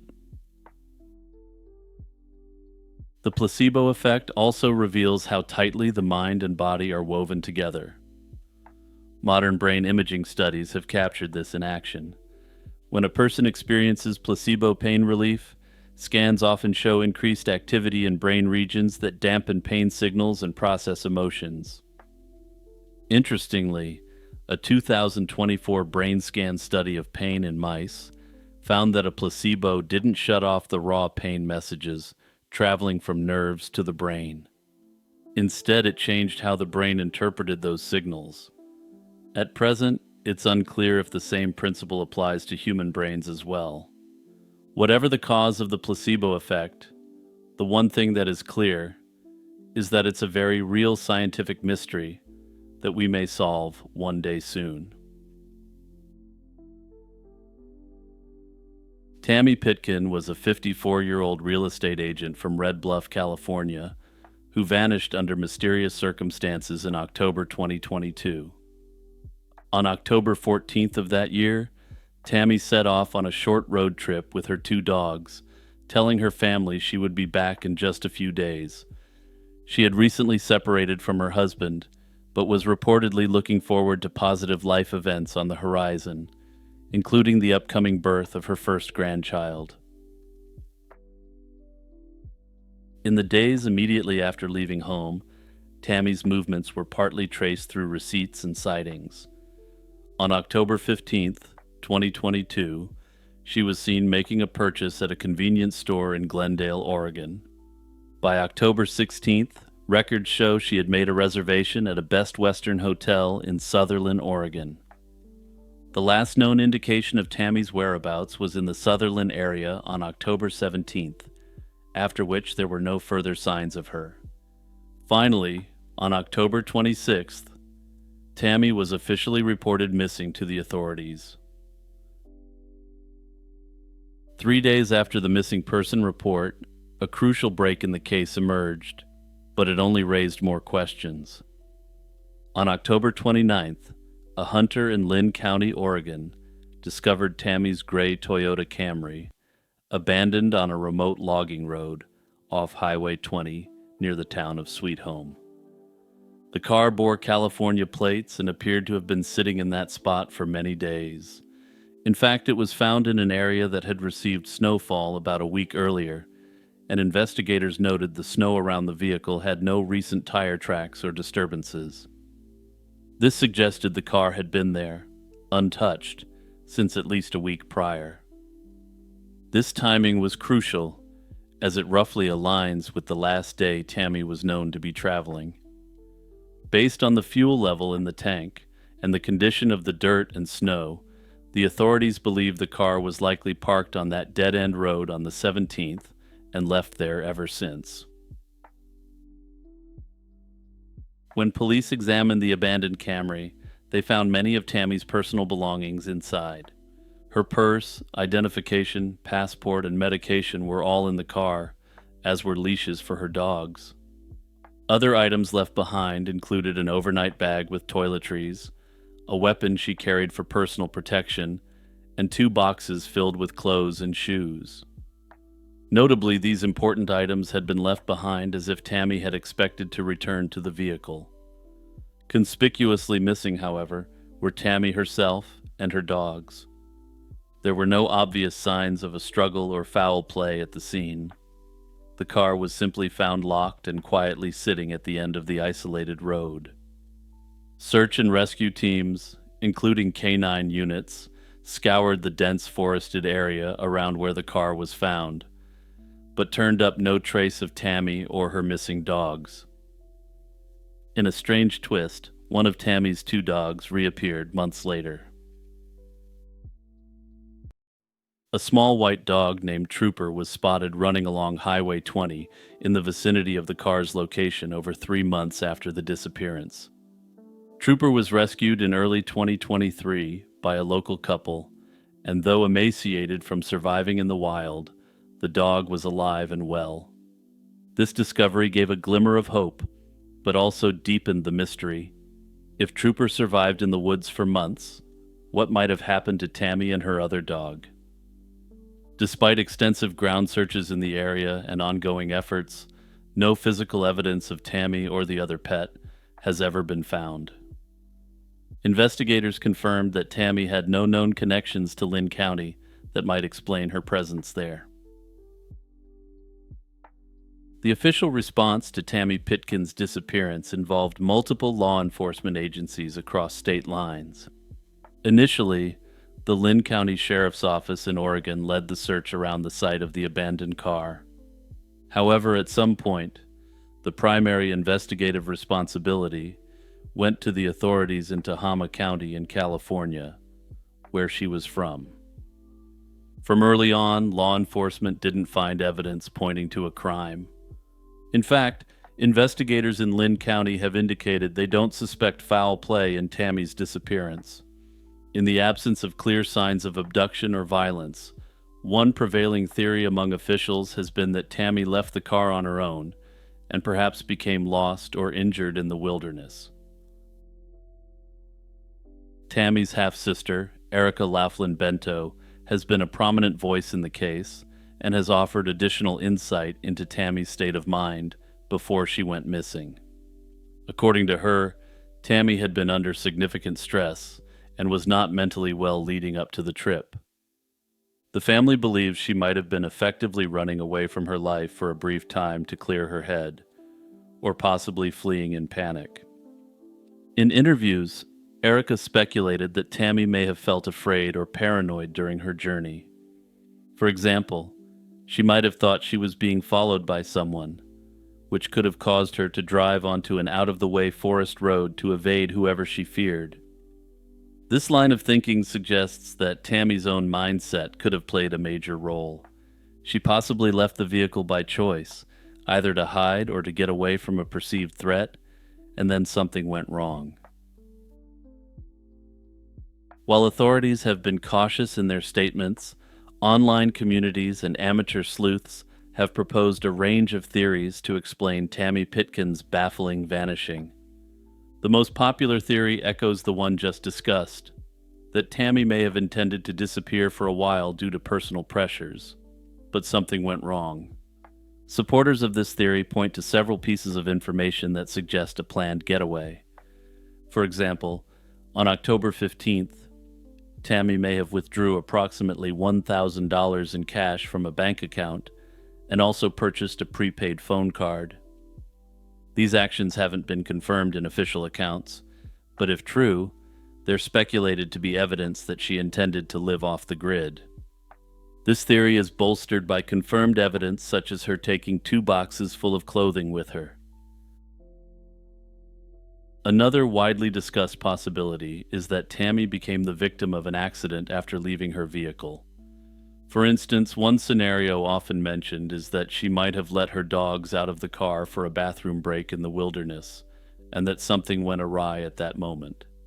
If one dog ran off into the trees, Tammy could have chased after it and gotten lost, injured, like falling down steep terrain, or otherwise incapacitated where no one could find her. This theory is partly supported by the later recovery of Trooper alive in the area. It's conceivable that in trying to retrieve a runaway pet, Tammy ventured too far from the road and couldn't make it back. The forests of Lynn County are remote and rugged, with steep slopes and thick vegetation, so an individual without proper gear or who is disoriented could quickly get into trouble. Sadly, if Tammy was injured or lost in that environment, it's possible she succumbed to exposure or other dangers, and her remains simply haven't been found yet. Despite the leanings of law enforcement toward no foul play, some observers cannot shake the feeling that something more sinister might have happened. Some online commenters have focused on Tammy's personal life and the timing of her disappearance, raising questions about whether someone close to her could have been involved. Notably, Tammy's trip came about a month after she filed for divorce from her husband of many years. All that said, it's very important to stress that no evidence whatsoever implicates anyone close to Tammy in any wrongdoing. Others speculate that Tammy could have fallen victim to a stranger. Under this theory, Tammy might have crossed paths with the wrong person at some point between October 15th and 17th. Perhaps she picked up a hitchhiker or met someone at a gas station or motel who gained her trust. This theory remains entirely speculative, however, and the authorities explicitly don't believe this is the case. Others have speculated that she went to the woods to exit the stage on her own terms. This is supported by circumstantial evidence to indicate that she wasn't doing well mentally at the time of her disappearance. That said, many have questioned why she would have brought her dogs with her if this was the plan all along. Also, even though she wasn't doing well, she appears to have been excited to meet her first grandchild, again putting doubt on this theory. In the summer of 1764, the quiet hills of Gévaudan in southern France became the hunting grounds of a mysterious predator. When 14-year-old Jean Boulet was found brutally mauled in late June, her slaying was recognized as the first attack of what would soon be called the Beast of Gévaudan. This creature would terrorize the region for the next 3 years. By the time the beast's reign ended in 1767, it had attacked well over 100 people, with the majority of its victims suffering brutal fates. After Jean Boulet's death in 1764, more horrific attacks quickly followed. Villagers across the Gévaudan region began encountering the same nightmare, a huge wolf-like creature springing from the forests to attack people working in the fields or tending livestock. The victims were often women and little ones, who were more vulnerable while out in the pastures. Survivors described a beast with shaggy reddish fur and a black stripe down its back. larger than any ordinary wolf. Many victims were found with their throats torn out or even worse, fueling rumors that a monster, not just a normal wolf, was on the loose. Fear gripped the countryside, and parents kept their children close, and farmers started routinely carrying weapons to the fields. Local leaders organized hunting parties, but the beast proved cunning and elusive. In one remarkable incident in January 1765, a group of village children led by a boy named Jacques Portefeuille managed to fight off the creature by sticking together. Their bravery caught the attention of King Louis XV, who promptly dispatched royal hunters to the region to help put an end to the terror. In 1765, professional wolf hunters were dispatched to Gévaudan under the king's orders. Initially, an experienced father and son wolf hunting team combed the countryside, but after they failed, the king's own hunt master, François Antoine, was sent to take charge of the affair. In September 1765, Antoine eliminated an enormous wolf believed to be the beast. The carcass was sent to Versailles as proof, and Antoine was hailed as a hero. At first, it seemed the nightmare was over, but only for a short time. A few months later, new attacks were reported. In December 1765 and into 1766, people in Gévaudan once again fell victim to a ferocious attacker with the same bloody methods. It became clear that either the original beast had survived or there was another one still at large. By now, the royal court had lost interest, assuming the problem was solved, so the local people were left to fend for themselves. A local nobleman, the Marquis d'Apcher, continued to organize hunts with the assistance of determined villagers. Finally, during a hunt in June 1767, a farmer and hunter named Jean Chastel shot a large wolf-like animal. This marked the end of the beast's reign of terror, and after Chastel's bullet found its mark, the attack stopped for good. According to popular accounts, the creature's body was opened and found to contain human remains, grim evidence that the right animal had been slain.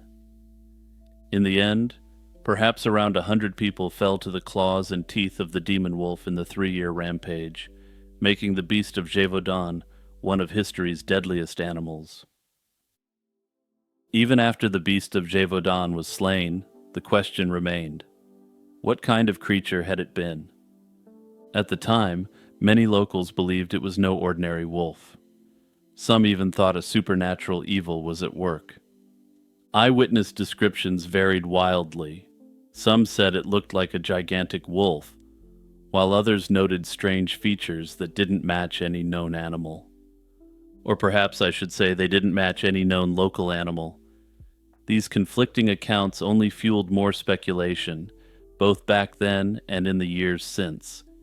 A very plausible theory is that the animal was, in fact, a wolf or wolves. In 18th century France, wolf attacks on people, though not common, did happen, and Gévaudan was a remote region filled to the brim with wolves. The way victims were attacked, with their throats torn out, is consistent with wolf predation, and indeed several large wolves were slain during the hunt for the beast.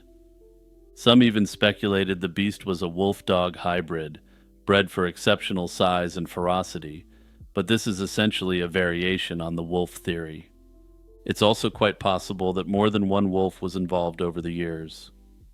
Today, most mainstream historians consider an unusually aggressive and large wolf to be the most likely explanation for the beast of Gévaudan. Another theory blames an escaped exotic animal, such as a lion or a hyena, for the attacks. The descriptions of the beast's appearance and its sheer ferocity could fit these creatures, and such creatures were occasionally kept in France at the time.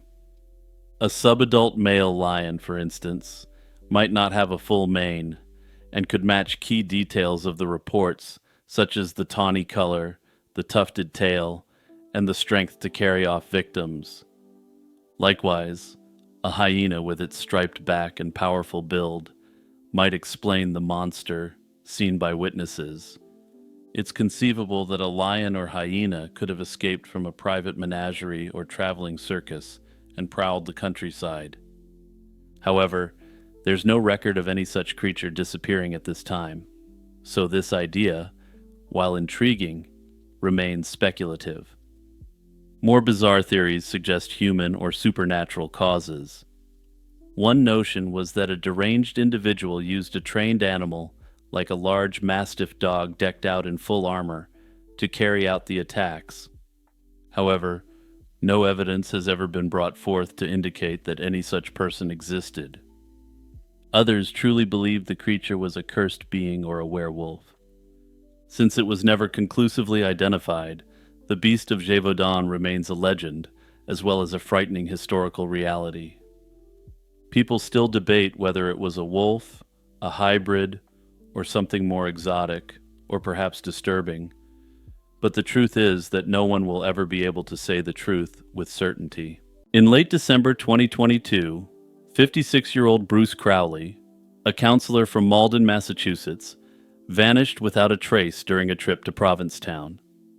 Bruce was last seen on December 30th, 2022, and despite extensive searches, no clues have emerged to explain what happened. Bruce was, by all accounts, someone who had hit a rough patch. He had become addicted to crack and spent 4 years caught up in this addiction. In the roughly 2 years prior to this disappearance, he rebuilt his life after apparently overcoming these struggles. He worked as an addiction counselor in Revere, Massachusetts, while also pursuing a master's degree in psychology and counseling. He also lived in and managed a sober living home in Malden where he resided. Prior to falling into addiction, he had worked as a hairstylist, and he had recently gone back into this profession on the side as well. It's on this backdrop that Bruce dropped off the face of the earth. On December 28th, 2022, just days before New Year's Eve, Bruce left work unexpectedly without telling anyone his plans. That evening, he failed to deliver medication to a client and did not show up for work the next day, an uncharacteristic lapse that raised concern among co-workers. Surveillance footage later confirmed that Bruce had traveled to Provincetown at the tip of Cape Cod and checked into the Anchor Inn Beach House on Commercial Street. He withdrew $950 in cash on December 28th before departing, suggesting he anticipated expenses during his trip. According to the motel staff and security cameras, Bruce was last seen on the evening of December 30th, 2022, leaving the Anchor Inn. He mentioned to the staff that he was going to meet friends for dinner, but he never returned to his room. All of his belongings were left behind in his rented room, and his gray 2011 Mini Cooper was later found parked in Provincetown's West End, not far from the hotel. After that Friday night, Crowley simply vanished. He didn't check out of the inn, nor contact anyone, and he missed the New Year's festivities that he ostensibly had planned to enjoy in Provincetown. It remains unknown who he intended to meet or what his plans were that night. When Crowley failed to return home as expected, his family reported him missing on January 4th, 2023. This prompted an immediate investigation spanning multiple jurisdictions. Both the Provincetown Police Department in Cape Cod and the Malden Police Department in Bruce's hometown launched efforts to locate him. Authorities canvassed Provincetown but found no sign of Crowley beyond the discovery of his vehicle. On January 13th, 2023, about 2 weeks into the search, the case was turned over to the Massachusetts State Police. State troopers conducted extensive search operations in the Provincetown area, including aerial searches by helicopter and coordinated water searches along the shoreline. By late January, the district attorney's office emphasized that the search was ongoing and active. Officials also stated there was no indication of any threat to the public, suggesting that whatever befell Bruce was likely an isolated incident. Despite the intensive effort, From combing beaches and harbor waters to reviewing surveillance footage, no definitive clues were uncovered. Bruce's cell phone and bank accounts yielded no helpful information released to the public, and no witnesses have come forward to provide any meaningful leads. Provincetown, normally a bustling resort in summer, offered little information during the winter lull. Frustratingly for investigators and family alike, the trail went cold. The baffling absence of evidence has led to various theories about what happened to Bruce Crowley that weekend. One theory centers on Crowley's past struggle with addiction. Both his sister and a co-worker have suggested that Crowley may have traveled to Provincetown secretly to relapse and use substances, far from the watchful eyes of his sober community. The fact that he withdrew a large sum of cash before the trip supports the idea that he intended to fund a private binge. If this is true, Crowley might have suffered from an accidental overdose. He may have been using substances with individuals who didn't have his best interests at heart.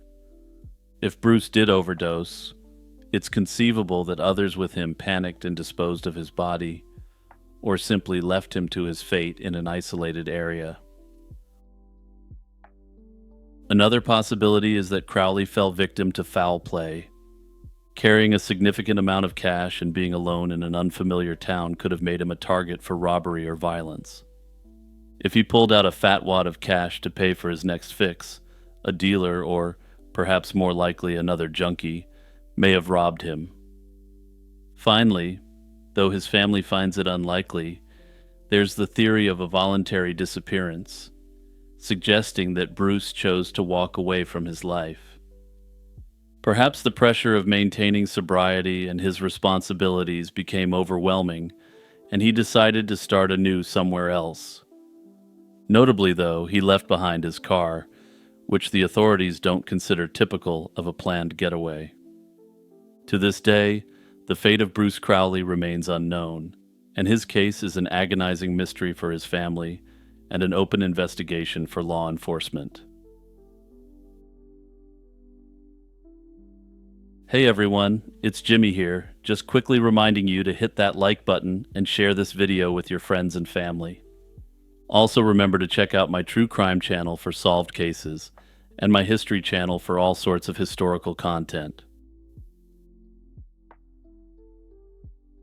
The Lost Dutchman's gold mine is said to be a massive cache of gold hidden in Arizona's Superstition Mountains. This is a treasure trove so rich, it's rumored to be valued at over $200 million. According to legend, this secret mine was rediscovered in the 19th century by Jacob Waltz, a German immigrant known as the Dutchman. The lore indicates this German-American prospector took its location to his grave in 1891. Over the past century, the story of the Lost Dutchman has captivated countless treasure hunters and become perhaps the most famous lost mine legend in American history. Each year, hopeful prospectors venture into these rugged peaks searching for Waltz's elusive gold, guided by cryptic clues that may be more legend than reality. None have ever found a trace of the treasure, at least not publicly, and some have paid with their lives while pursuing it. Numerous disturbing and well-documented deaths have been associated with the hunt for the treasure well into the 20th century.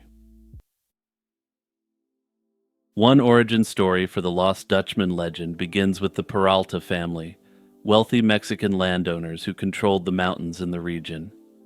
In the 1840s, the Peraltas reportedly developed a rich gold mine in the Superstition Mountains and extracted a fortune in ore. What happened next varies depending on the telling, but every version revolves around this Mexican family. In one version, in 1848, the mining operation was supposedly ambushed by Apache warriors, leaving virtually everyone who knew the location of it deceased. In another version, the Apache warriors attacked the Peralta family directly, wiping them out specifically not due to the mine, but due to a territorial dispute. In this version of the story, the Peraltas were all slain, except for one member of the family who eventually told Jacob Waltz the family secret. It remains unclear if the Peralta family ever actually had a claim in the superstition range, or if this tale was grafted onto the legend years later. That said, historians do note that there was a documented wealthy Mexican cattle ranching family named de Peralta who controlled territory in the region. Later treasure hunters found a set of carved rock maps known as the Peralta Stones. The Peralta Stones, which I've put up on the screen if you just listen, have been taken by some theorists to be proof positive of the Lost Dutchman's gold mine.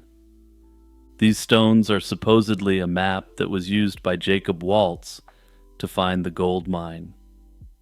The Peralta stones themselves are their own mystery, but some researchers believe them to be legitimate while others believe the stones are 20th century forgeries.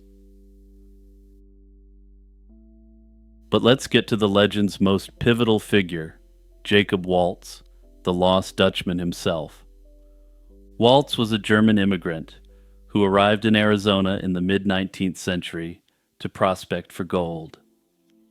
By way of programming note, the nickname comes from the old term used by Americans for Germans at the time, and has nothing to do with the Dutch. According to the lore, Waltz discovered the hidden mine in the 1870s with the help of a Peralta descendant and worked it with a partner, Jacob Weiser. The two men periodically emerged from the mountains with saddlebags laden heavy with gold ore, but, as one may expect given the time, they never revealed where it came from. Weiser eventually vanished. Some said Apaches had ended him, others suspected Waltz had a hand in it.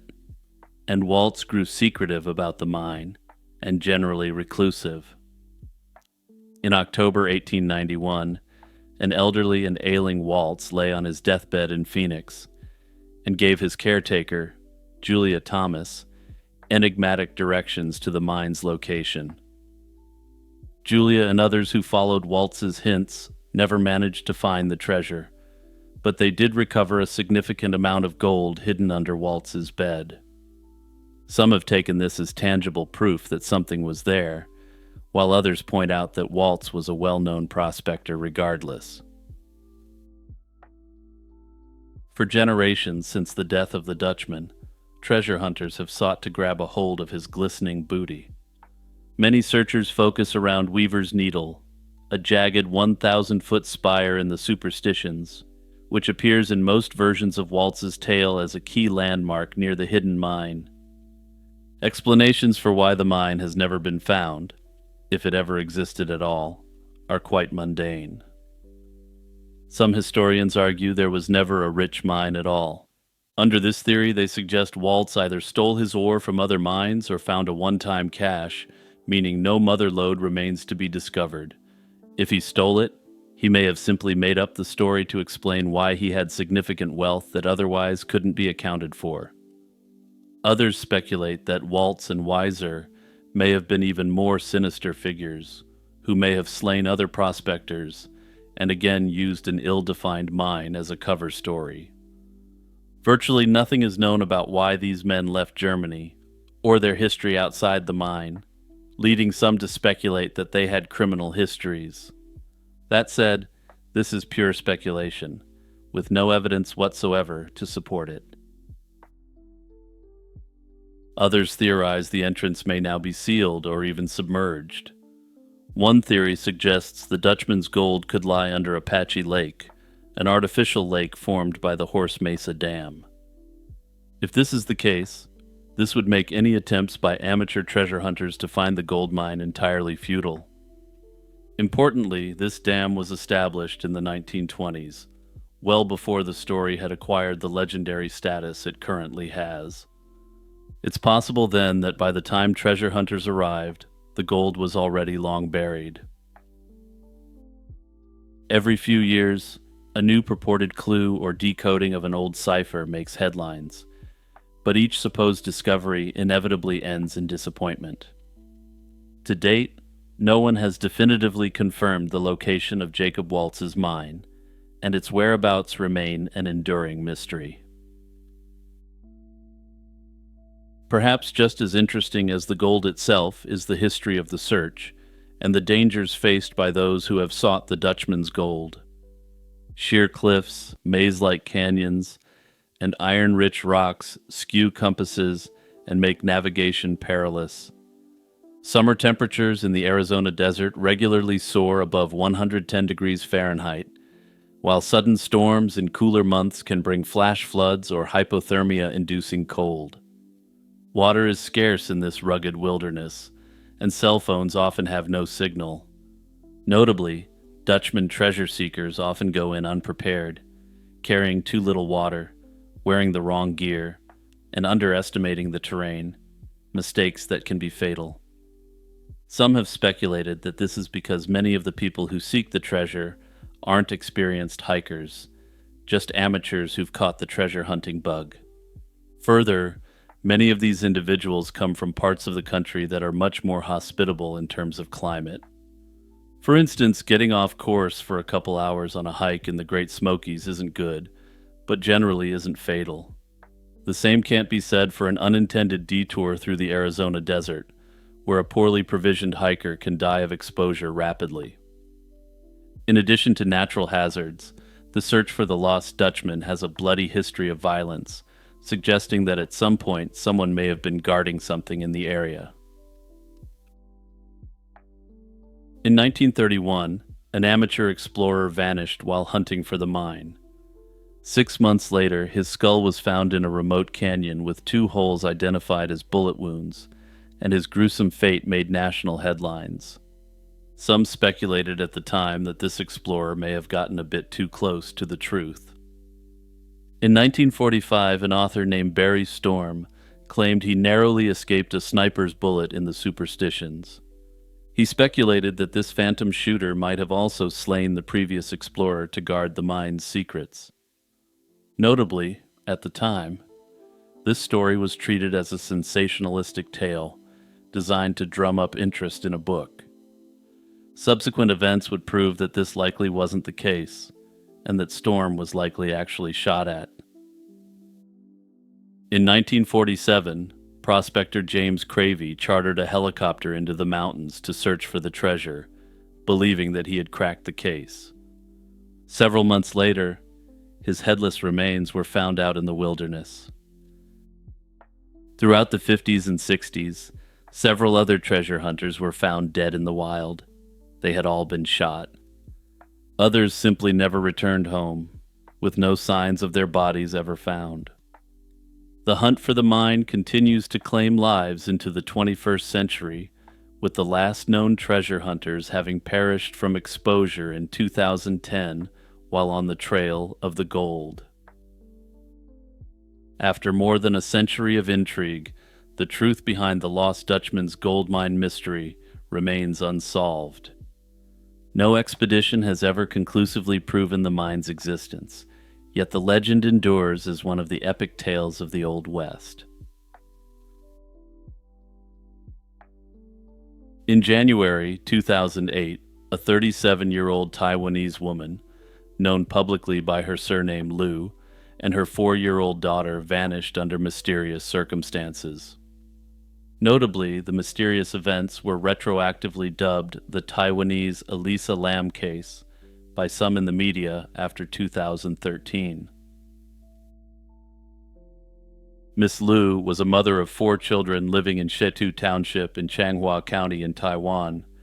She had reportedly been in a troubled marriage, and her husband, identified only by the surname Zhang, had a history of heavy drinking and violence.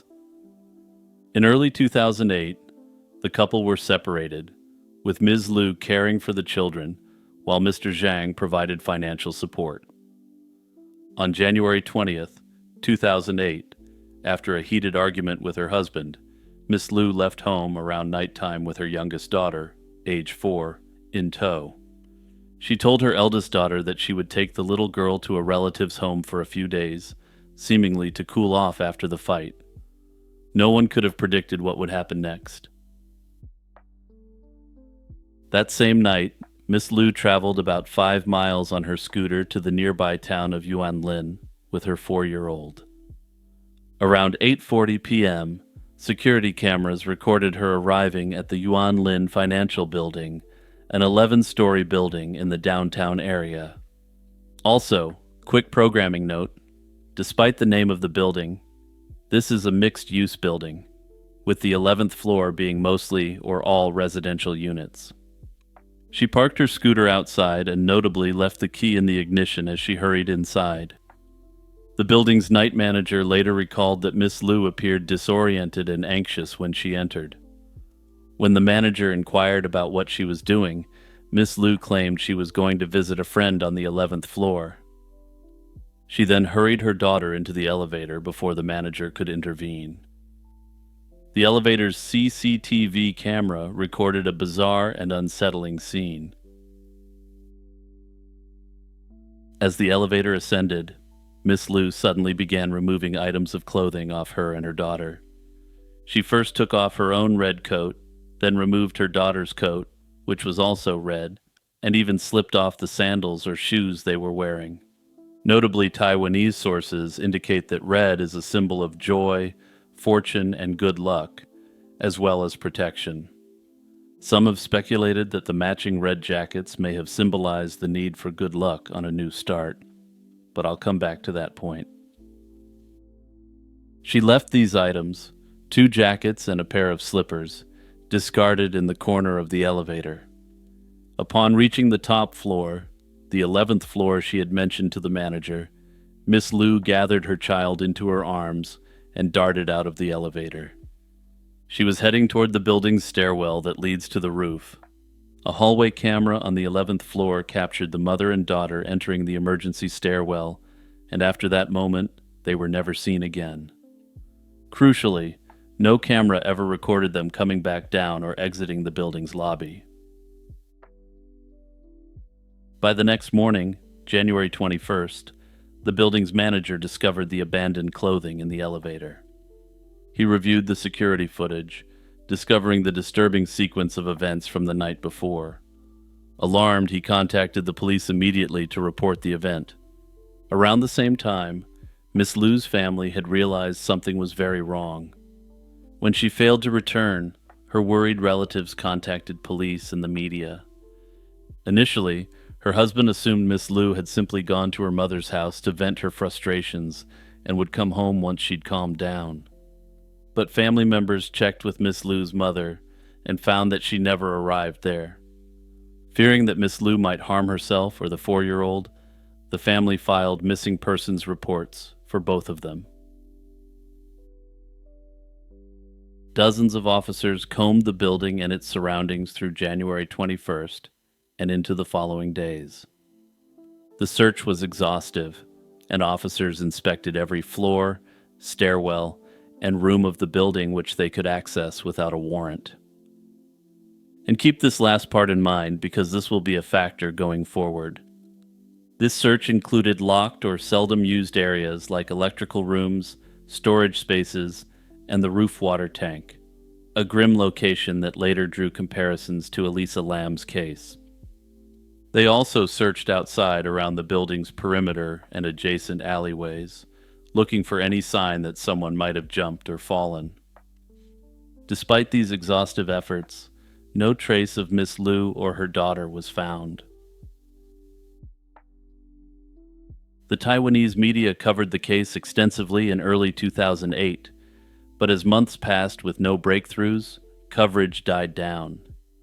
The case remained unsolved, leaving family members in limbo and the authorities scrambling for any clues whatsoever.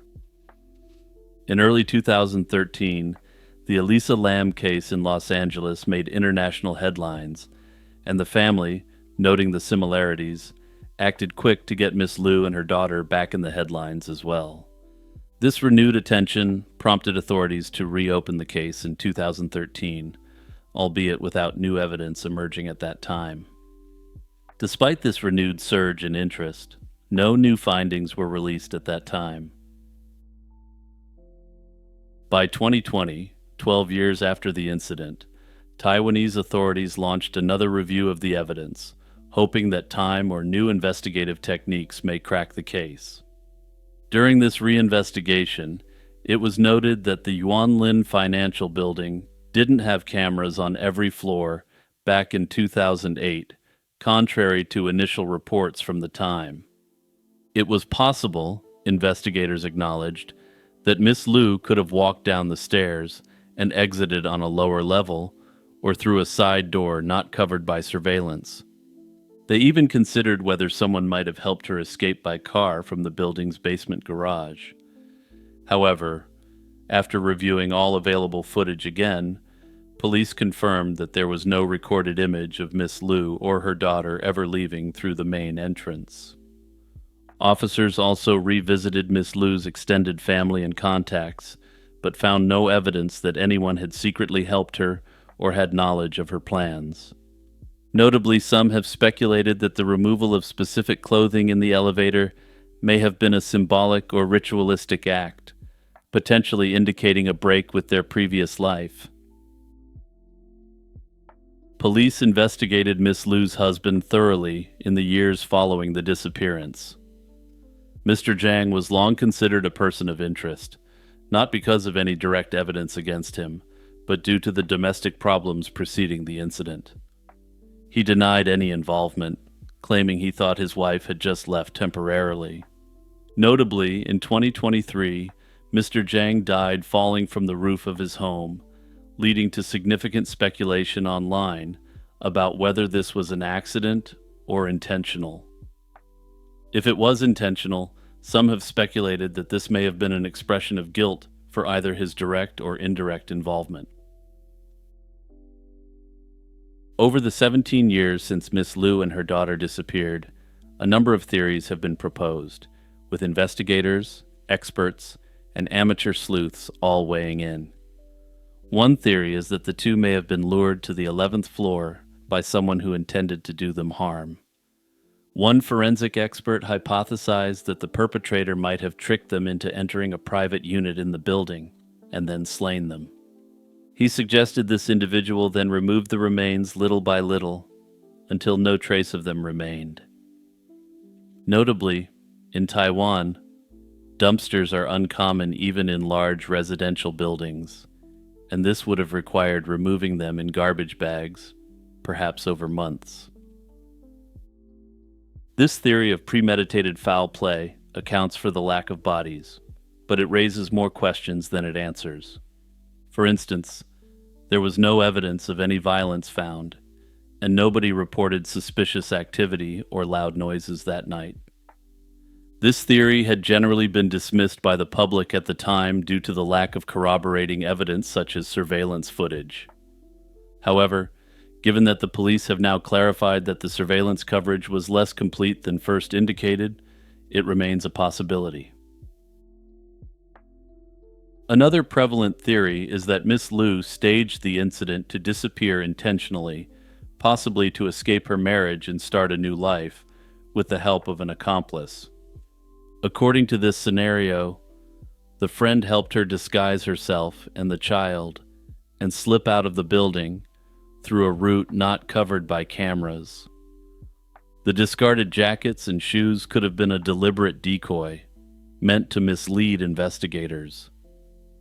If successful, Miss Liu and her daughter could have effectively erased themselves, then quietly re-established identities elsewhere.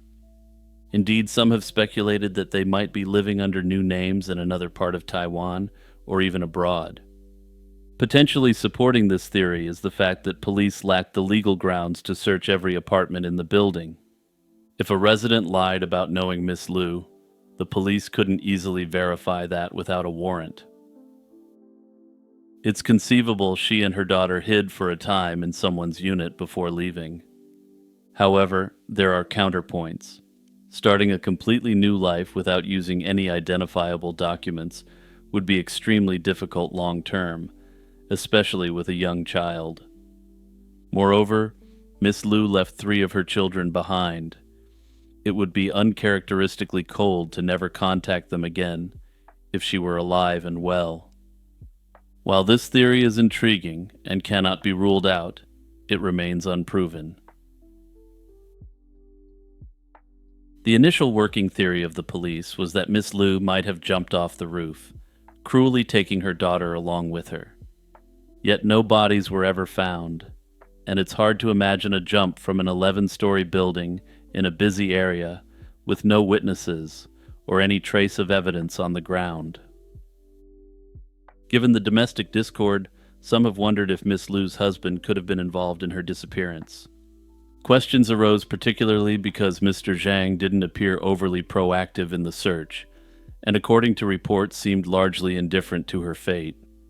However, no evidence has ever linked the husband to the scene.